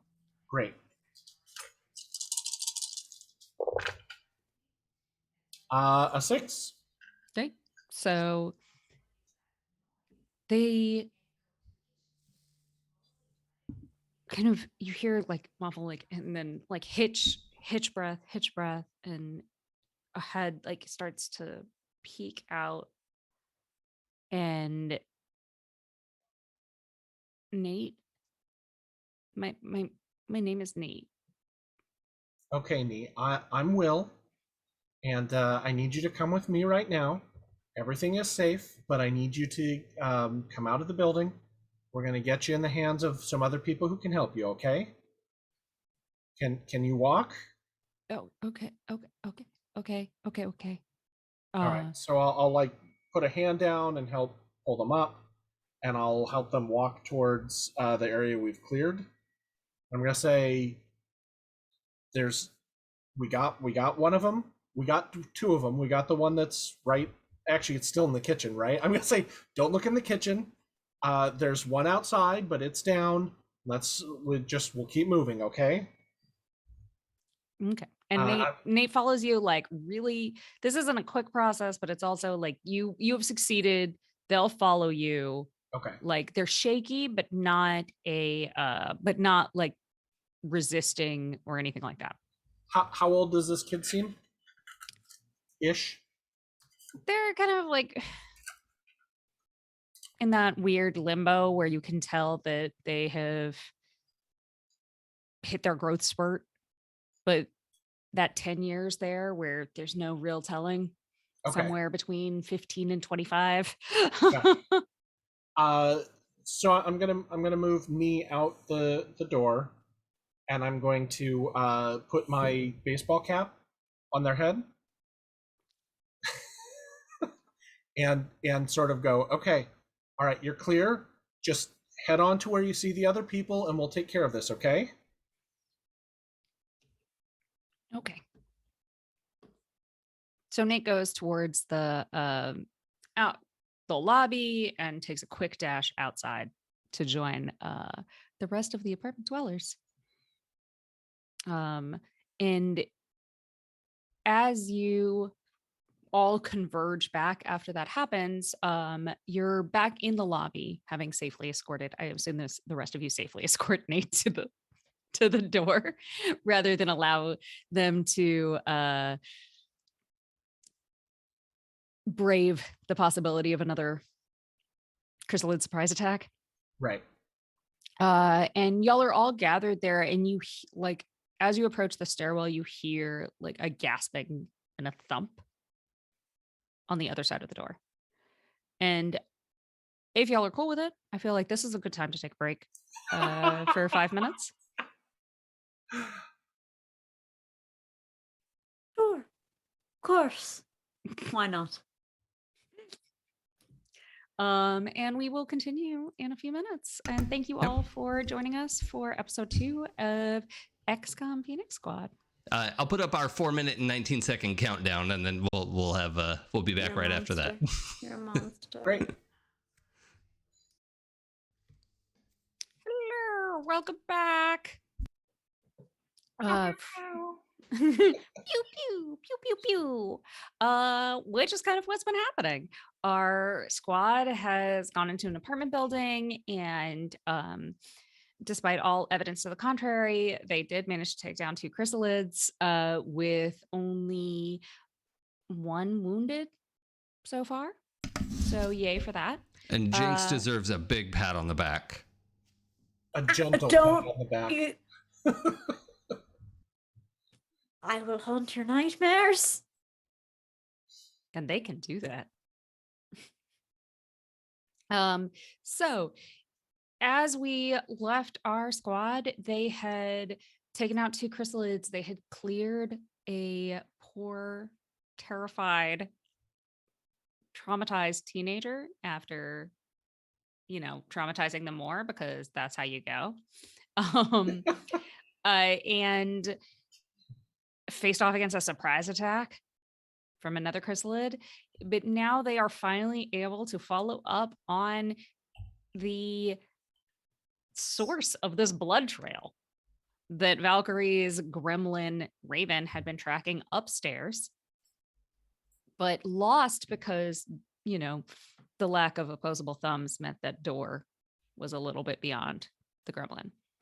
As the party converges in the lobby area at the door to the stairwell, you hear kind of a gasping sigh and a thump.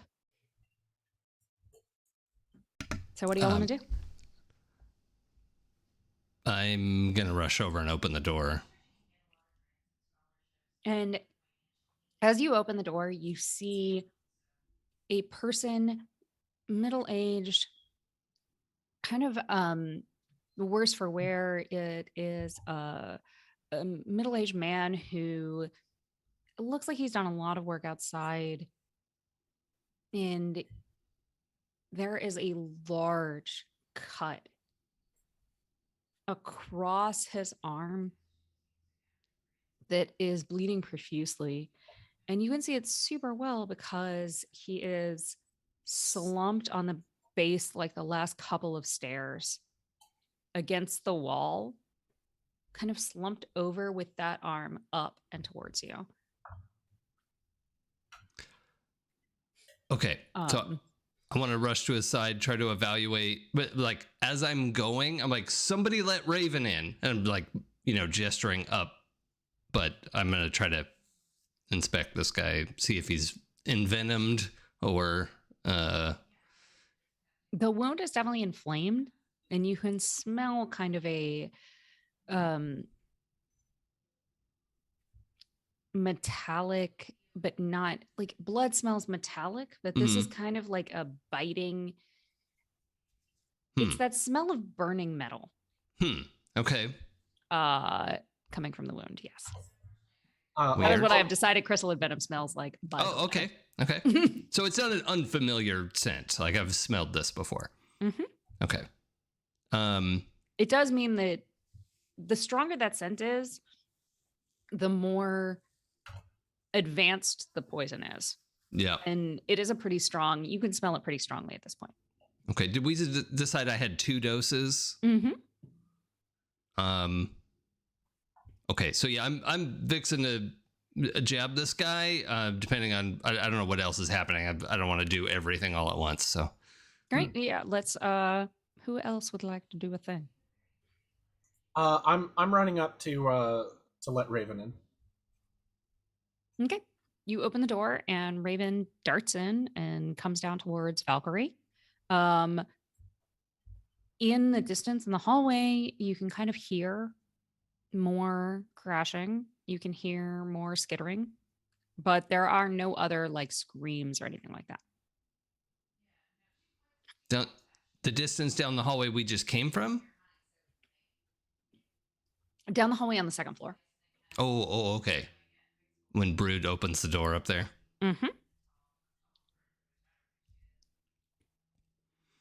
Okay.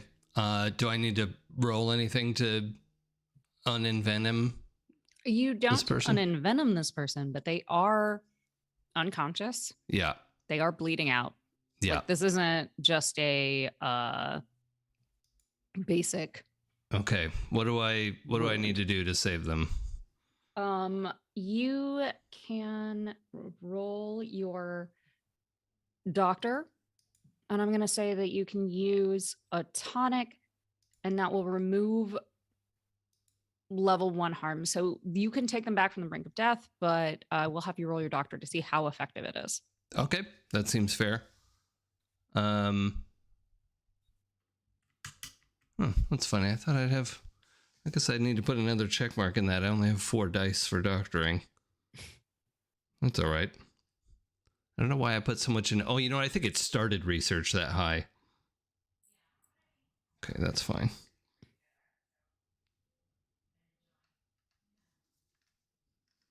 Oh, okay. I got a 6. Great. So I'm going to say that you are able to bring this person back from the brink. You see the wound, like that smell starts to recede some. And whereas there is a moment where like You have injected him with the antivenom, and before Raven actually is able to get down and apply the med kit, where he stops breathing. Okay. But as soon as Raven comes, applies the med kit, he comes up with a big gasp. And you, as you're taking his pulse, you feel it start to settle into a normal rhythm. Okay. And his breathing is also in a normal rhythm. He is still unconscious, Yeah. but he is no longer in imminent danger of dying. Okay. Great. What do you want to do? If he's stabilized, we have more hostiles up on the second floor. Let's do this by the numbers. Okay. I think we should evac him. Can someone take him out front? I don't think he's going anywhere, and I don't think we have time. If they decide that there's no more hunting here and spread out, we're screwed. Wolf is already making ready to just run towards the thing unless somebody wants to do something or stop him. All right. Let's all go upstairs together. I'm not sure splitting up worked out great for all of us. I'm just sort of like guilty glance at Jinx. Yeah, they make a thanks grimace. Likely someone said it, and move. They fall in behind. Let me go in Wolf. first. Let them come to me. Then move your ass. Then don't get too far ahead. Wolf is gonna charge forward Messages with the sword out towards whatever the things are. Right. And howl very loudly. And I will follow right behind, covering his advance. Great. So this is, we're all going up the stairs, right? That's the, yeah, okay. Got it. Unfortunately. Yeah. Luckily, it's not a horror movie, and you are not the final girl. So, as you pile out from the stairwell into the hallway, you look down where Brood heard the noise before, and at the end of the hallway, you see, like, amongst, again, why do chrysalids do this? But there is a lot more like random destruction, and also like another hole. Like you can see the edge of a hole in the floor. For the same reason Wolf goes through windows. So, but you see it's out at the end of the hallway. You don't see any other people. But it obviously looks up, and as Wolf gives his cry, the chrysalid gives an answering scream and charges. Okay. What do you want to do? I want to fire. Yeah. I think Wolf wants to run up to it and hit it with a sword. Well, who wants to go first? Who wants to? Wolf has like the wind, so I believe he gets to position first. But I think it's going to be a little bit like a game of chicken. They're like running towards each other, and Wolf is definitely not going to flinch. So he's running straight forward with his sword, and he's going to introduce himself. Okay, great. So, give me a skirmish roll. I also have an ability called Inspire, which Ooh. is typically a direct buff in XCOM from I don't know, psychic good vibes. And is translated in this mechanic as adding to an assist roll, 2d6 instead of 1d6. Can the psychic good vibes constitute an assist for the skirmish roll? I think so. I think that if you want to say that you could also, sorry, Because we're all moving in together, and I fell in behind Wolf. It's I would say I don't want to put words in your mouth, but if you want to bolster his sense of being part of a team and no longer on his own. And he accepts that. So I think in terms of the effect of what Inspire might be in this case, Mhm. since I have extrasensory capacity, it's a little foresight flavored, if you will.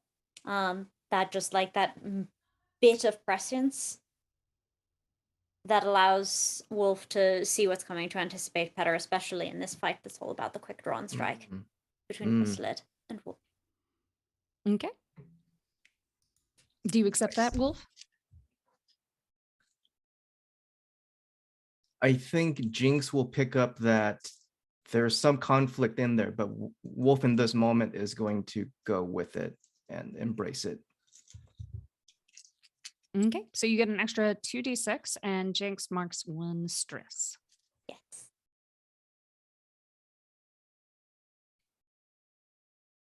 I have, wow, out of all of that, I have 1 6. Well, that's all you need to meet this chrysalid head on. And as it, as the chrysalid comes and it engages you, you swipe across and do like a significant wound that almost mirrors the kind of wound that the chrysalid downstairs gave Jinx. From shoulder down to hip. You haven't been able to pierce and actually take it all out. As you slice through, you actually realize that this chrysalid is slightly older than the others and has started to grow in its armor. So your blade does a little bit less than it did on the one before. And it wasn't immediately apparent, but as you can feel that resistance as you swing through. You also dodge its attack. So you're able to avoid the envenomed claw that it reaches out towards you. I think there's that moment of instinct where I don't know why, but I should duck and attack low and swing up. And he just trusts that instinct. He doesn't know where it came from. But yeah, I think we see that moment in slow motion, that claw coming in, and he just goes low and swings upward and does that slash. Okay. So next person. Well, as I said, I'm definitely going to fire at this thing. Great. Give me a shoot roll. I did roll a 6. Okay.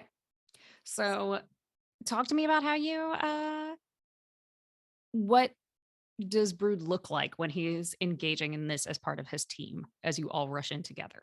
I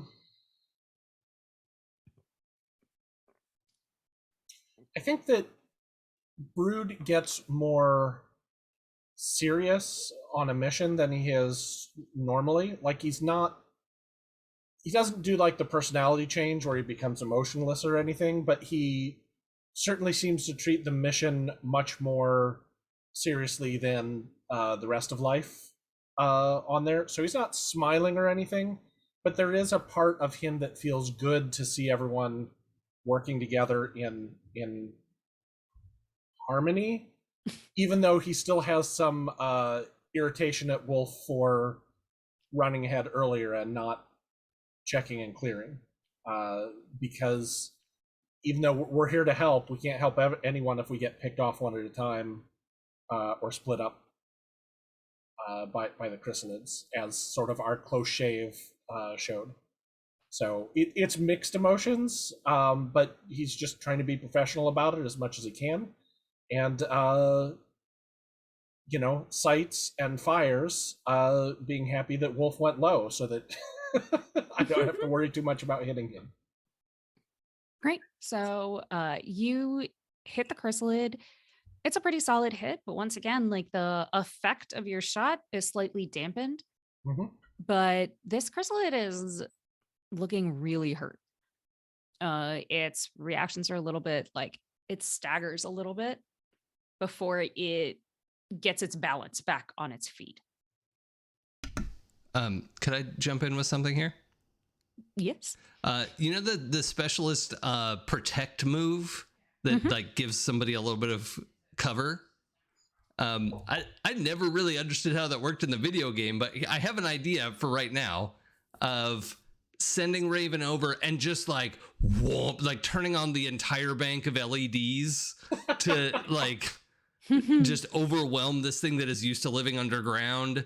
Basically, like over Wolf's head, just wash this thing in light to hopefully give Wolf a chance to get or make it hard to hit Wolf for the moment, because I'm also worried about shooting past Brood and Wolf, and I'm not a sniper. So great. That's I'm awesome. going to call that an insight roll. okay. With your rig. rig. Yes, with your rig. Yay. To Okay. this is a function that you have added to Raven. Yeah. Okay. So we'll see how effective it is based on that roll. Okay. I get 5 dice for this one. I have to add a die to my little die roller. Oh, 5. Okay, there's 1 5. It was like 3, 3, 3, but I got a 5. There was a 5 in there. Well, I am going to say, so as the chrysalid's trying to get its balance, it's you see like it rears back from the assault of light on its senses, on its visual senses, but then it has become enraged. Uh-oh. Perfect. It hates this light. It wants you all to go away. And, if it can also in this process make more baby chrysalids, it would be very happy about that. No, thank you.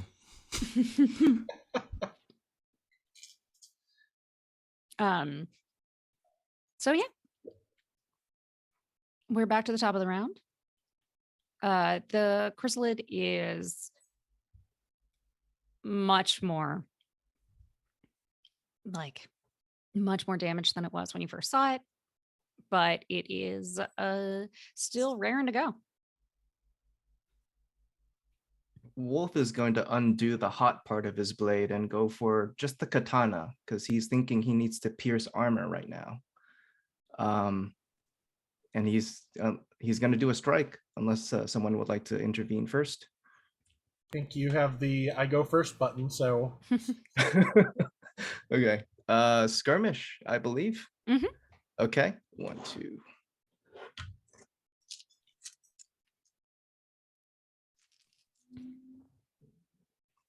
Oof. The highest is a 3. Is there anything I can do to bump that? can I assist? Since I've been firing at it, and I presume that since it didn't go down, I would continually, be trying to help. I think what I'm going to do is actually offer you a devil's bargain here. Yes. I will go to the crossroads. I'll give you, and this is not actually how devil's bargains work in the book, in case people are curious, but it's. I love this. I'm going to offer you a reroll on this if you allow that no matter what happens here, the chrysalid tears away at some of your bandages and exposes your condition. Situation. Okay. Yep. Let's do that. Great. Okay. Wolf howls in rage. You truly are the devil, and I mean that in the nicest way. Dos success. Ooh, devil did right by you. Yeah. Oh, you're gonna make a mess. Come into my parlor. And as this chrysalid rears back, it is so angry. And Wolf comes across and meets it rage for rage, screaming all the while. You pull your katana back and pierce it directly through its throat, cutting off its scream at the source. Mm. As you twist your blade and pull through, the chrysalid's head detaches from its body, held on only by the thinnest of carapaces on one side. But in its death throes, Yeah. it reaches out towards you and hooks its claws into the bandages around your arm Mm-hmm. and rips them free. And do you want to talk about how your what your Yeah. arm looks like? So I'm gonna rewind it slightly back. I'm withdrawing my blade. I'm panting. The claw comes over my left arm, not my sword arm. Cuts it straight up, just cuts it wide open, right down the long way, and the bandages fall to the floor. And previously, you've only seen Wolf with very bandaged forearms and hands, and he had like the mummy hand thing going on, where it was like almost hard to grasp things. And I think you all see that it's wrapped that way because he doesn't have fingers, he has claws. And these are the kind of claws that you would see on a specific kind of lost. And the color of his skin and just how veiny his arm is compared to the wolf that you used to know. You know, he was a ranger, he was built. But you can see just how far advanced this has actually been. He looks like he's lost. The blood coming out of the wound is not red. It's dark. It's wrong. So, just as you all defeat this chrysalid, you see what it is that Wolf has been hiding from you. You hear the sounds of the city's forces arriving to back you up. Wolf is very hurriedly trying to rebandage himself and hiding, and I think Jinx can feel Wolf is feeling panicked, but not trying to show it. So tell me if this doesn't work at all, but is there a version where Valkyrie could interpret this as like the chrysalid did that to you, or is it just too obvious that that was already what was under there?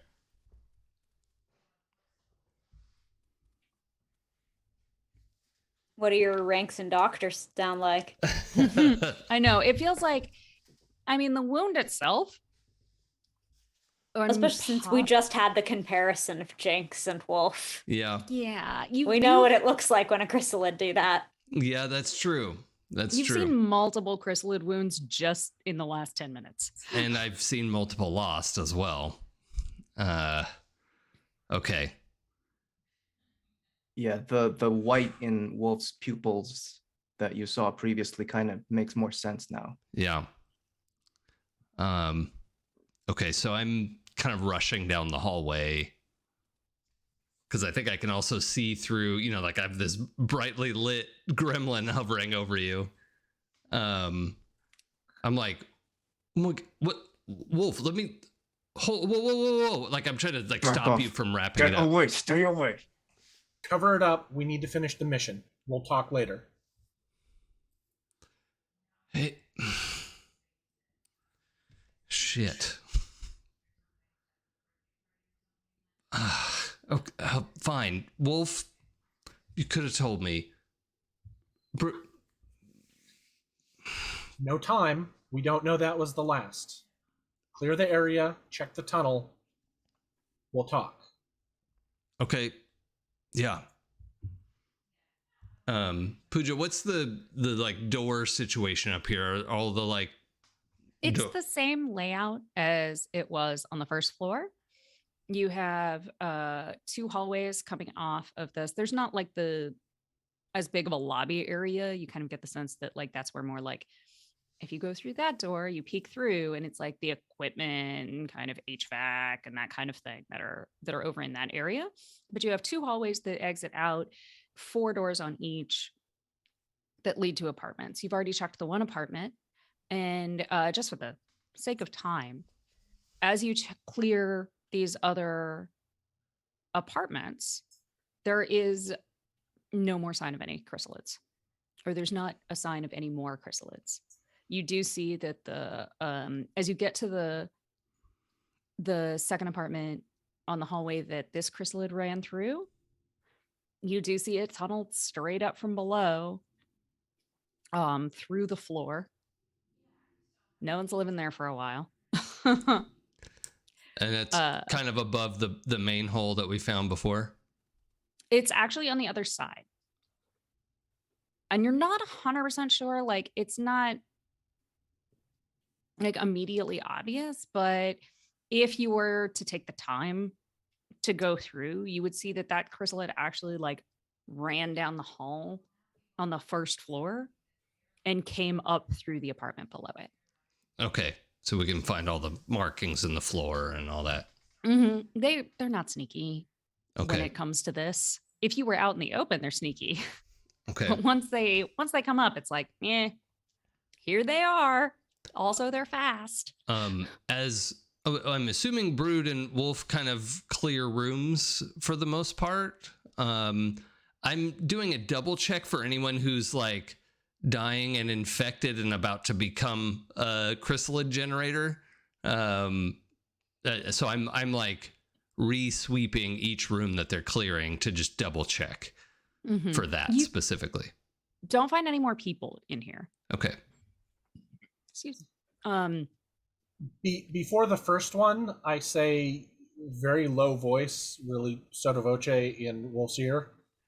Are you good to clear? I'm operationally functional, Brood. But that's not the question you want to ask. I just give a short nod. Later.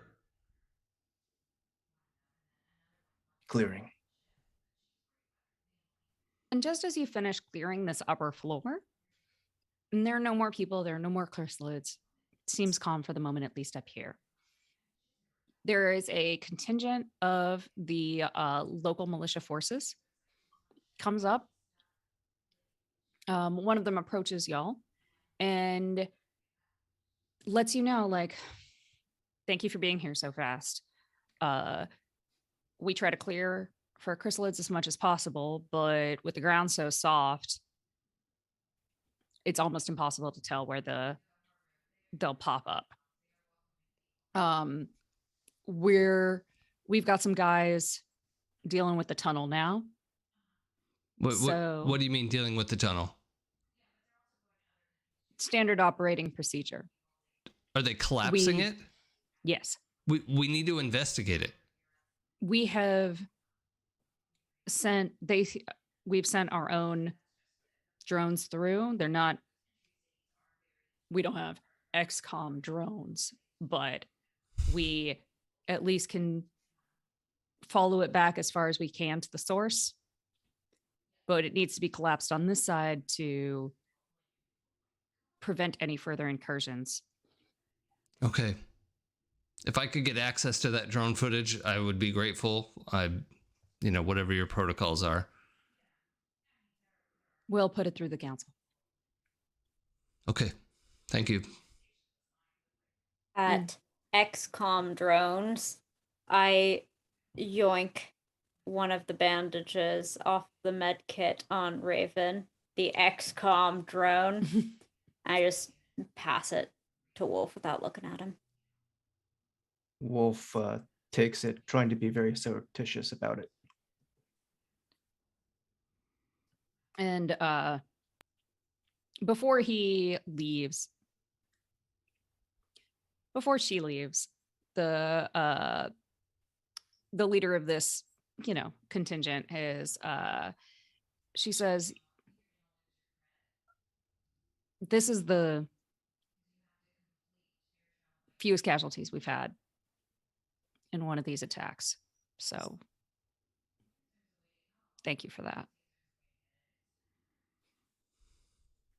And turns around and she walks back to her team, and they continue to do an additional sweep of the downstairs, checking all the rooms, making sure they have a team with, you can see like, you know, it's kind of you've got your basic armed force, and then that's kind of centered around the nerd who is piloting a much more basic version. It's like if you have a Mark III drone, then they have a Mark One. That's a good design. Lily shit knew her shit, knows her shit. She's not dead. And Lily hasn't been shy about sharing these kinds of technological advancements. It's just the supplies and the manufacturing and blah, blah, blah. So this is what they have, and they send it down through, and nobody really seems, this isn't super unusual. Nobody is like, oh, what do we do now? They have a protocol in place and they are implementing it. Okay. So things seem to be kind of taken care of on this end. If possible, or what are you wanting to pick up, Pooja? Because I was wanting to check in at the triage tent if we're heading out, or if we need to check something before that, then. No, I was just going to ask what you wanted to do next now that this is in hand. Okay. So I want to go through the triage tent, but I'm trying to be careful not to be like, don't worry, everybody, a real doctor's here now. Even though that's literally the case. I am actually a medical doctor, but I have a point in consort, and I'm a GP, not a surgeon. Like, I can talk to people. Show up to charge nurse, say, put me to work. Yes, exactly. And my goal, like what I want to do is go there and not roll doctor, but roll consort and like, or consort, I guess is the better way to, I think that's what they need more. In that I am trying to improve our goodwill campaign. As much as I'm trying to help with first aid and whatever else, I know XCOM doesn't have a immaculate reputation here, and so I'm trying to help that. Okay, great. Yeah, so roll consort, and we'll see how effective your bedside manner is. I got a 6 and a bunch of 1s. It doesn't matter if all the other ones are 1s, right? It does not. Okay, it's 3 1s and a 6. Jesus Christ.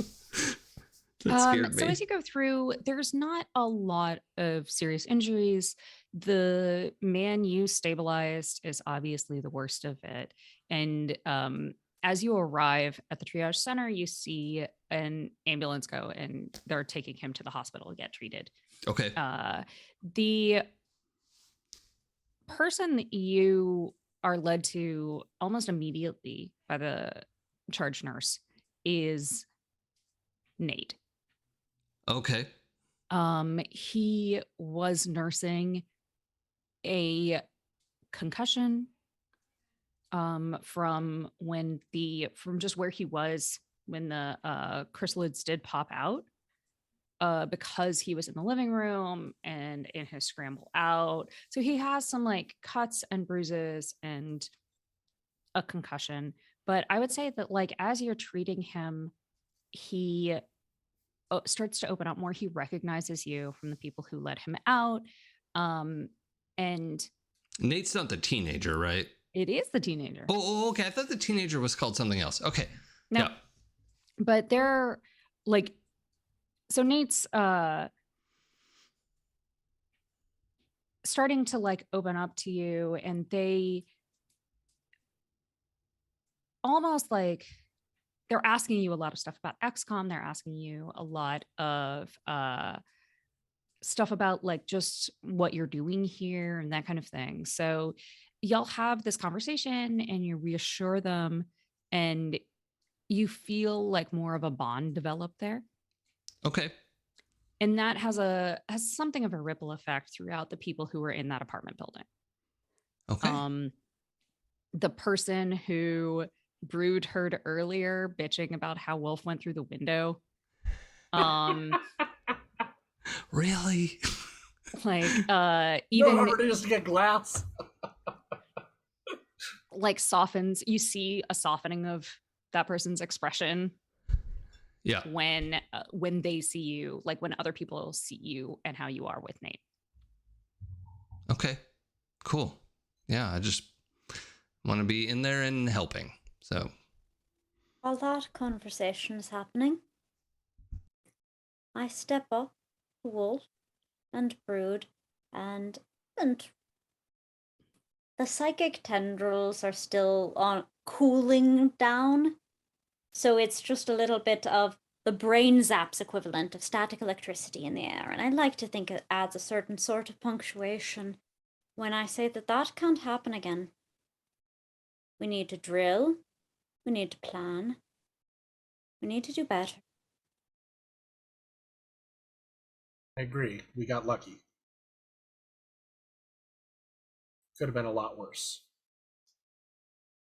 I need to not be here right now. I'll meet you back at the base. Are you going to be there when we get back? I owe you that much. Just a curt nod.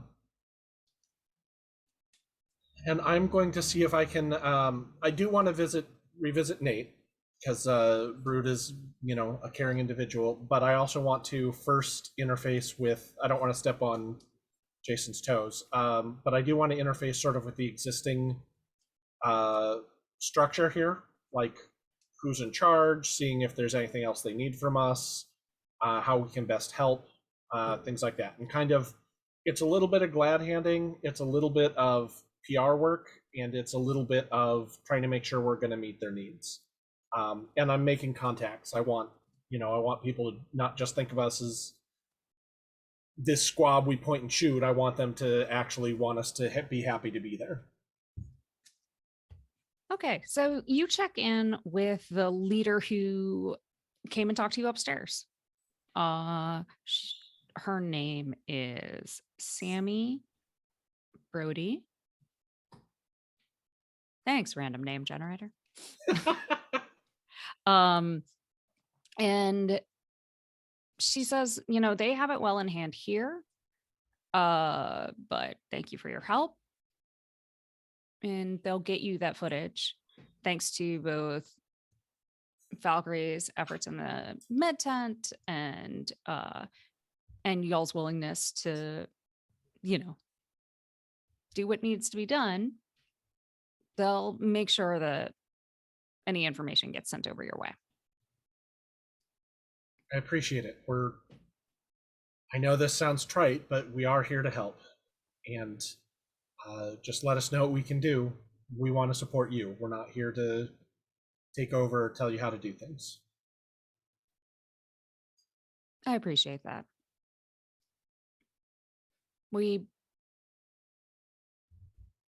could use some of that. We could use some of that help. And she goes on, they're getting people sorted. You see like a couple of groups of people once the building has been declared clear, and you hear like kind of a thwomp noise from inside the building as they collapse the tunnel / sinkhole. People are starting to get there's the stuff, the salvageable stuff out of the apartments specifically that are now completely uninhabitable. And those people are being like, you see a couple of people getting led, like talking to the officials, figuring out like a new living situation, that kind of stuff. As I'm about to leave, I do want to ask her one more question and say, hey, little bit of an odd question, but is there a construction firm around? Is there anyone who's still working in construction heavy materials? Well, yeah. I mean, construction's gonna be the last industry standing no matter what. But that's all coordinated through the council representative Pitter. Great, Pitter. Okay. Thanks. Just had a little idea and want to run it by some people. They'll be the one to help you then. Above my pay grade. I start to hover by Valkyrie as she's starting, like the things are breaking up and it looks like she's finishing up. Just in that sort of like near the end of a party, like if you've got a moment kind of vibe. When you're available, if you've got any of those stitches you promised me. Yeah. This hurts. I thought you Like might God want me in to. heaven himself. I thought you might want me to do that back at the flat and not Yes, here at the I would tents. like to go back now. Okay. And do that, please. It hurts terribly. I understand. Ow. Yeah. Thank you. So I'm gonna grab an extra suture kit and just walk with Jinx back Thank you. and probably some painkillers. Like, there are some kids around. You try to be cool, Yep. and then you are like 20 yards away. Jesus Christ. And look, here's the thing. Literature says that pain tolerance increases if you do the swears. That's all I'm saying. Yeah, that's wild, actually. I've read some of that. It's like, what? Really? I have tested this empirically. Yeah. It makes so much difference. As does drinks. So, yeah, I think would want to get back to I guess we have like a big apartment, right? Like a 4-bedroom apartment or something, basically. Basically. Yeah. Like Something between that and a student dorm, common air, like a student apartment vibe with the shared kitchen kind of thing. Yeah. I totally have the dorm vibe going. Yeah. And I think one of our, we had like a weird mishmash of furniture. I think one of them is like a weight bench, the kind that you can like tip up or, to do for the different angles and like get that ratcheted up and put Jinx face down on that to be like, all right, seriously, don't move. But yeah, just go through that whole process. And okay, so y'all wrap up and make it back to the to your dormitory. and that's all done. So what do you want to do next? Well, and I'll say, just as a note, you get a message from Nia or a call. And she says, thanks for handling that. She's going to be wrapped up with the aftermath of that and trying to coordinate resources for kind of the rest of the day. So she's moving your meeting with the rest of the council till tomorrow. So it'll happen pretty much first thing for them. Good. I don't want to show up to a meeting right now. Yeah. Let's do. Okay, these stitches look good. Let's get a little bit of that hypo spray in here. Should knock out any infection.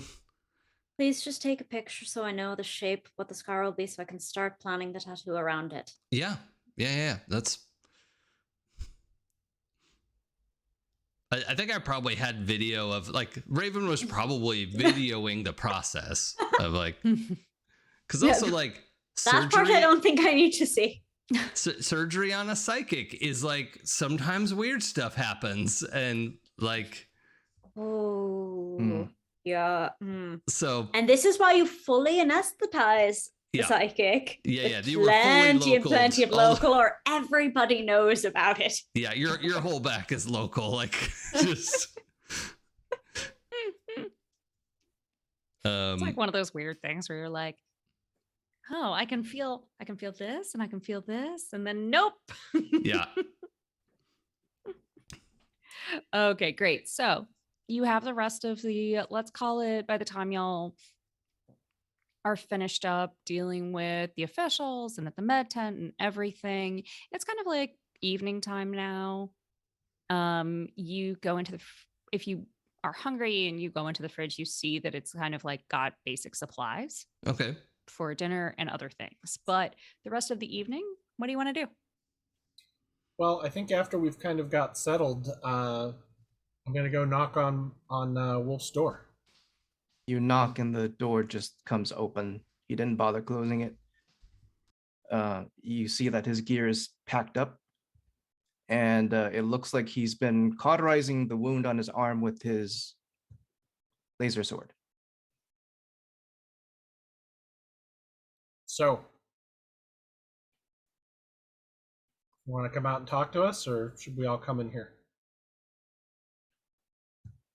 Wolf grabs his old helmet, the one that has the very obvious dent and broken lens and exposed eye, and just walks out to the common area and puts the helmet on the table and just takes a seat.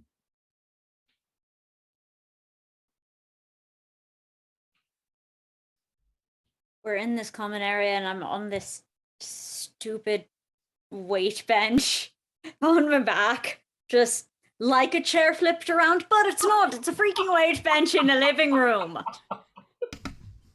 So I'm very like So the murder stare is real, but I'm aware the situation's ridiculous.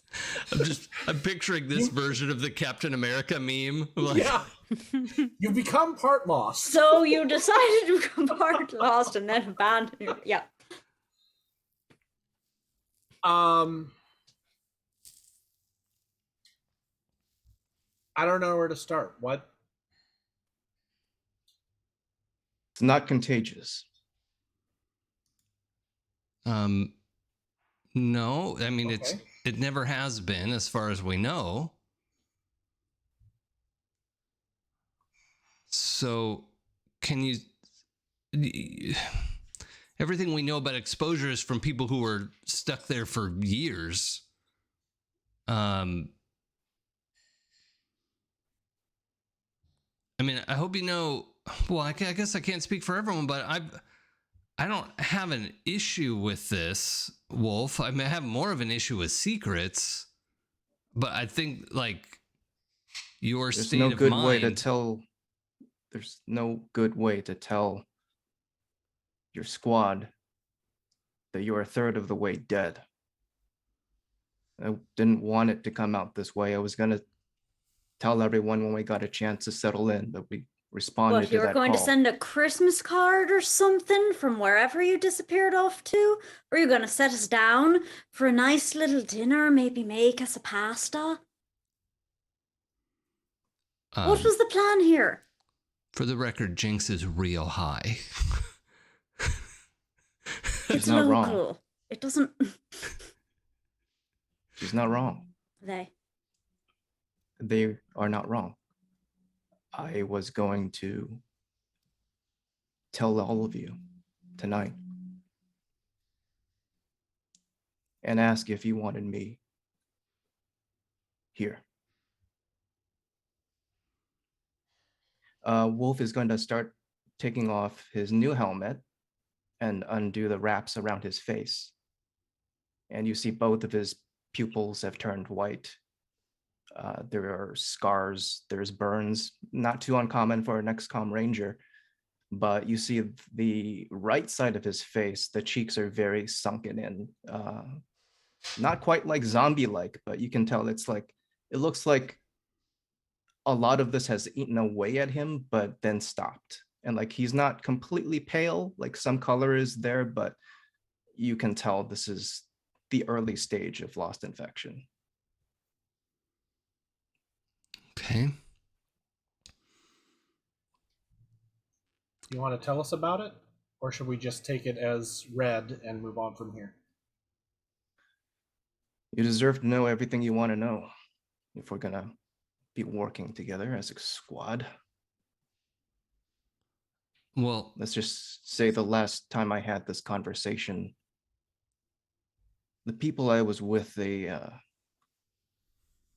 They followed procedure for what you do when you encounter the lost.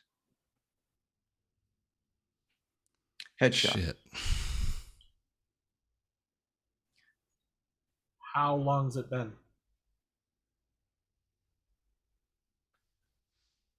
Since someone tried to shoot me in the head and leave me dead, a few months. No. I mean, I know what you meant. The infection, there's no way of knowing. When the war ended, a different kind of fight started. All the good soldiers went home on both sides. So the ones that were still out there didn't follow rules. I stayed out there too long because they were out there. Could have been any one of those sites that I got infected. I just never stopped long enough to notice until someone else did and did what a good soldier is supposed to do. are you stable? Or is it progressing?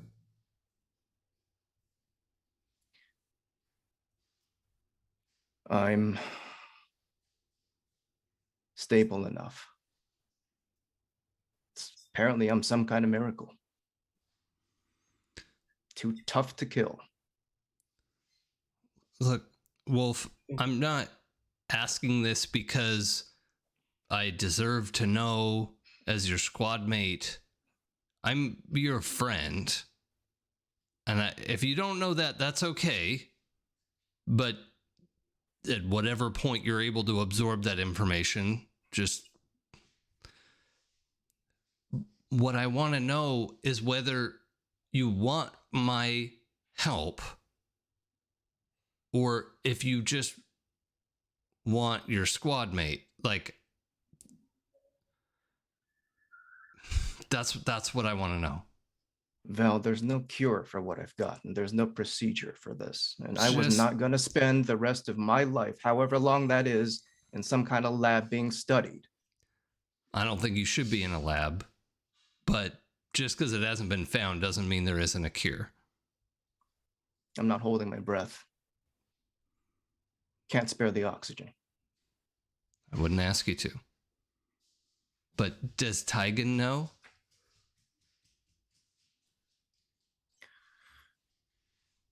I'm going to let our GM decide that. I am going to say that Tygan knows, but only Tygan. And say an assistant who he trusts implicitly. But he did not tell Central. He did not tell Lily. And obviously, he didn't tell the rest of your squad.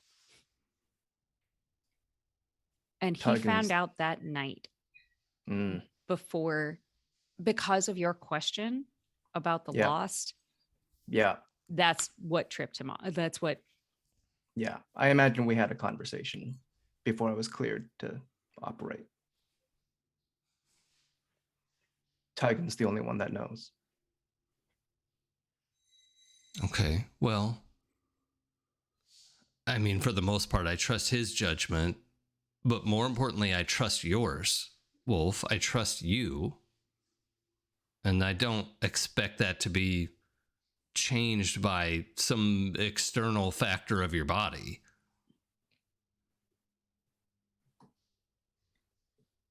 Look, I do. Is there really nothing you can do for him, I can f- Valkyrie? Are you really just going to let him walk around here looking like a Halloween costume? There's compression shirts, for fuck's sake. Jesus Christ. There's other things Jinx. that you can do with your face. You're really going to go around here hiding yourself from your own squad mates?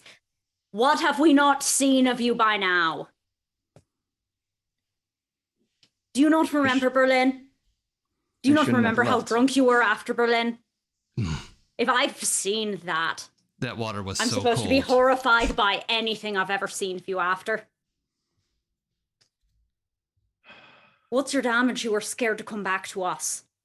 If it was fear, don't you tell me anything otherwise. They're There's going no to be point. soft with you. I'm not. There's no point lying to you. I didn't come back because I'm sorry. I broke. It's not anyone's fault. I look over to Brood. Sunshine was our grenadier, and I was the grenade. And when we lost him,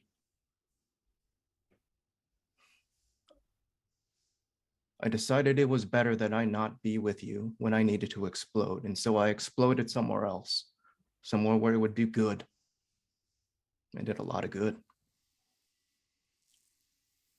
And then the bastards got me in the end. They just didn't have the courtesy to kill me quick, so they turned me into this. So I'm done running. And I'm sorry. There's not enough in me to be angry anymore. I'm here for one last fight. And I'd rather do it with you.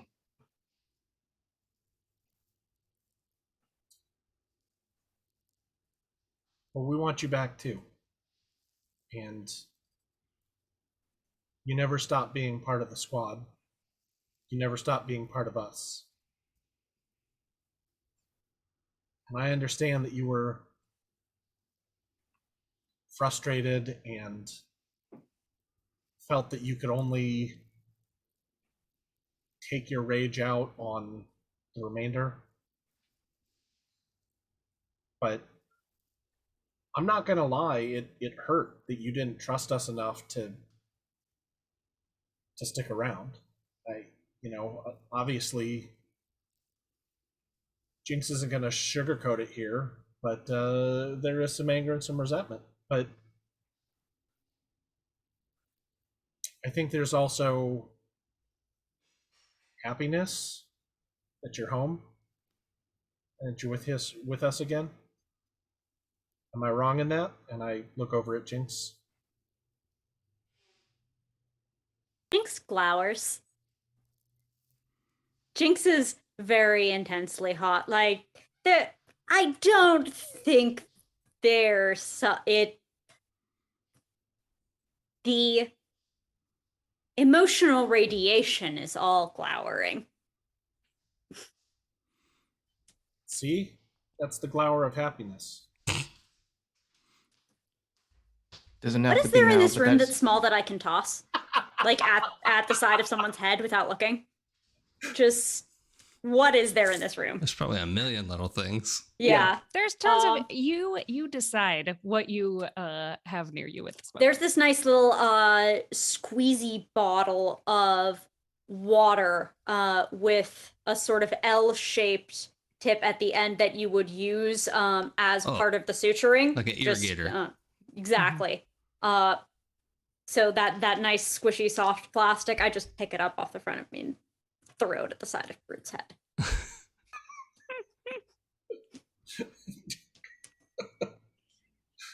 Doesn't have to be tonight, but this has to be a unanimous decision.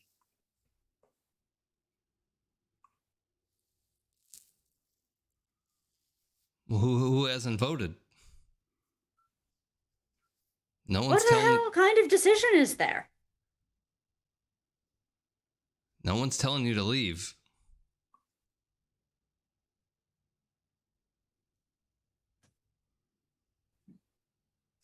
Wolf breathes a sigh of relief and he looks over to that helmet. And you can tell there's a lot that he's processing right now.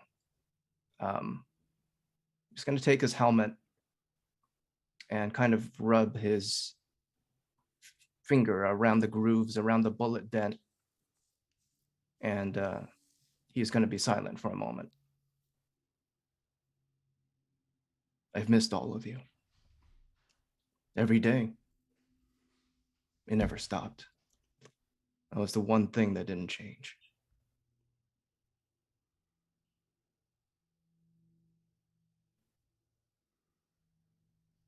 I don't think we stopped missing you either.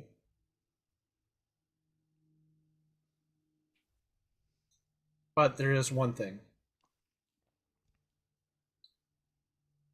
if you're going to rejoin us and be part of the squad, you're going to need these. And I reach in my pocket and I pull out your dog tags and hang them in front of you.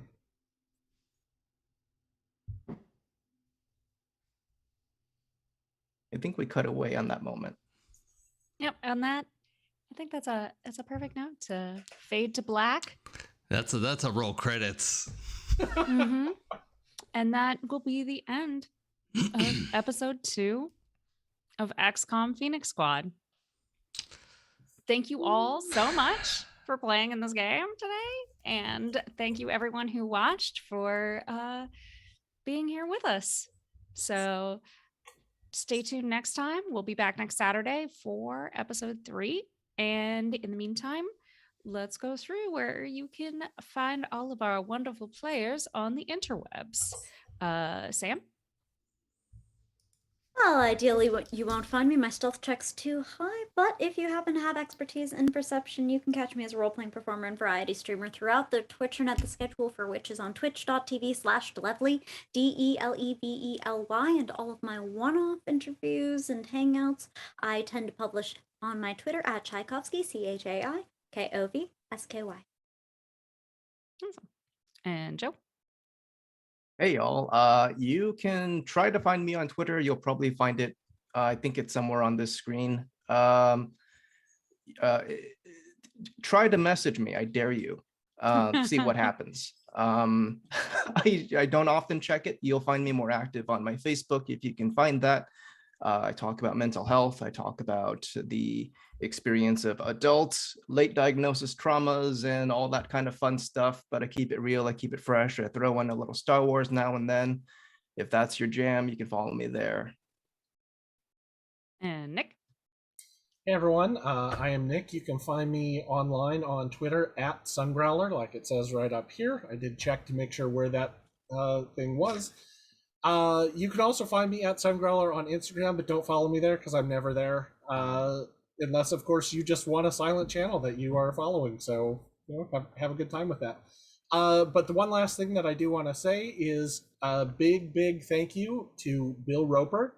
You can find him on Twitter at Bill Roper. He's the one who designed and made our incredible intro video. And he loves doing them and would like to work with you. So if you have a show that you're doing and you want an intro video, reach out to him. He'd love to hear from you. Yep. And I am Pooja. I've been your GM today. If you'd like to hear me play more TTRPGs, you can find me on the podcast 12-Sided Stories. And if you just want to hear me spout off about stuff and post lots and lots of cat photos, you can find me on Twitter at LADaisy Girl. That's LADESI Girl. Pretty much all the other socials as Forgotten Saves. And thank you so much for being here with us. And I'll let Jason send us off. Hi, I'm Jason. It's probably my channel, and I do a fair number of things here, which you can follow me on Twitter to find out more about. Twitch and Twitter at It's Probably Okay. You know what? I'm gonna do our intro video one more time as an outro video today, and then take us over to Raid Adventurers Pack, who I think is painting some minis today, so that's always fun. So thank you everyone for joining us. Look forward to seeing you next time. Let's enjoy the intro video one more time. All right, take care everyone. Bye.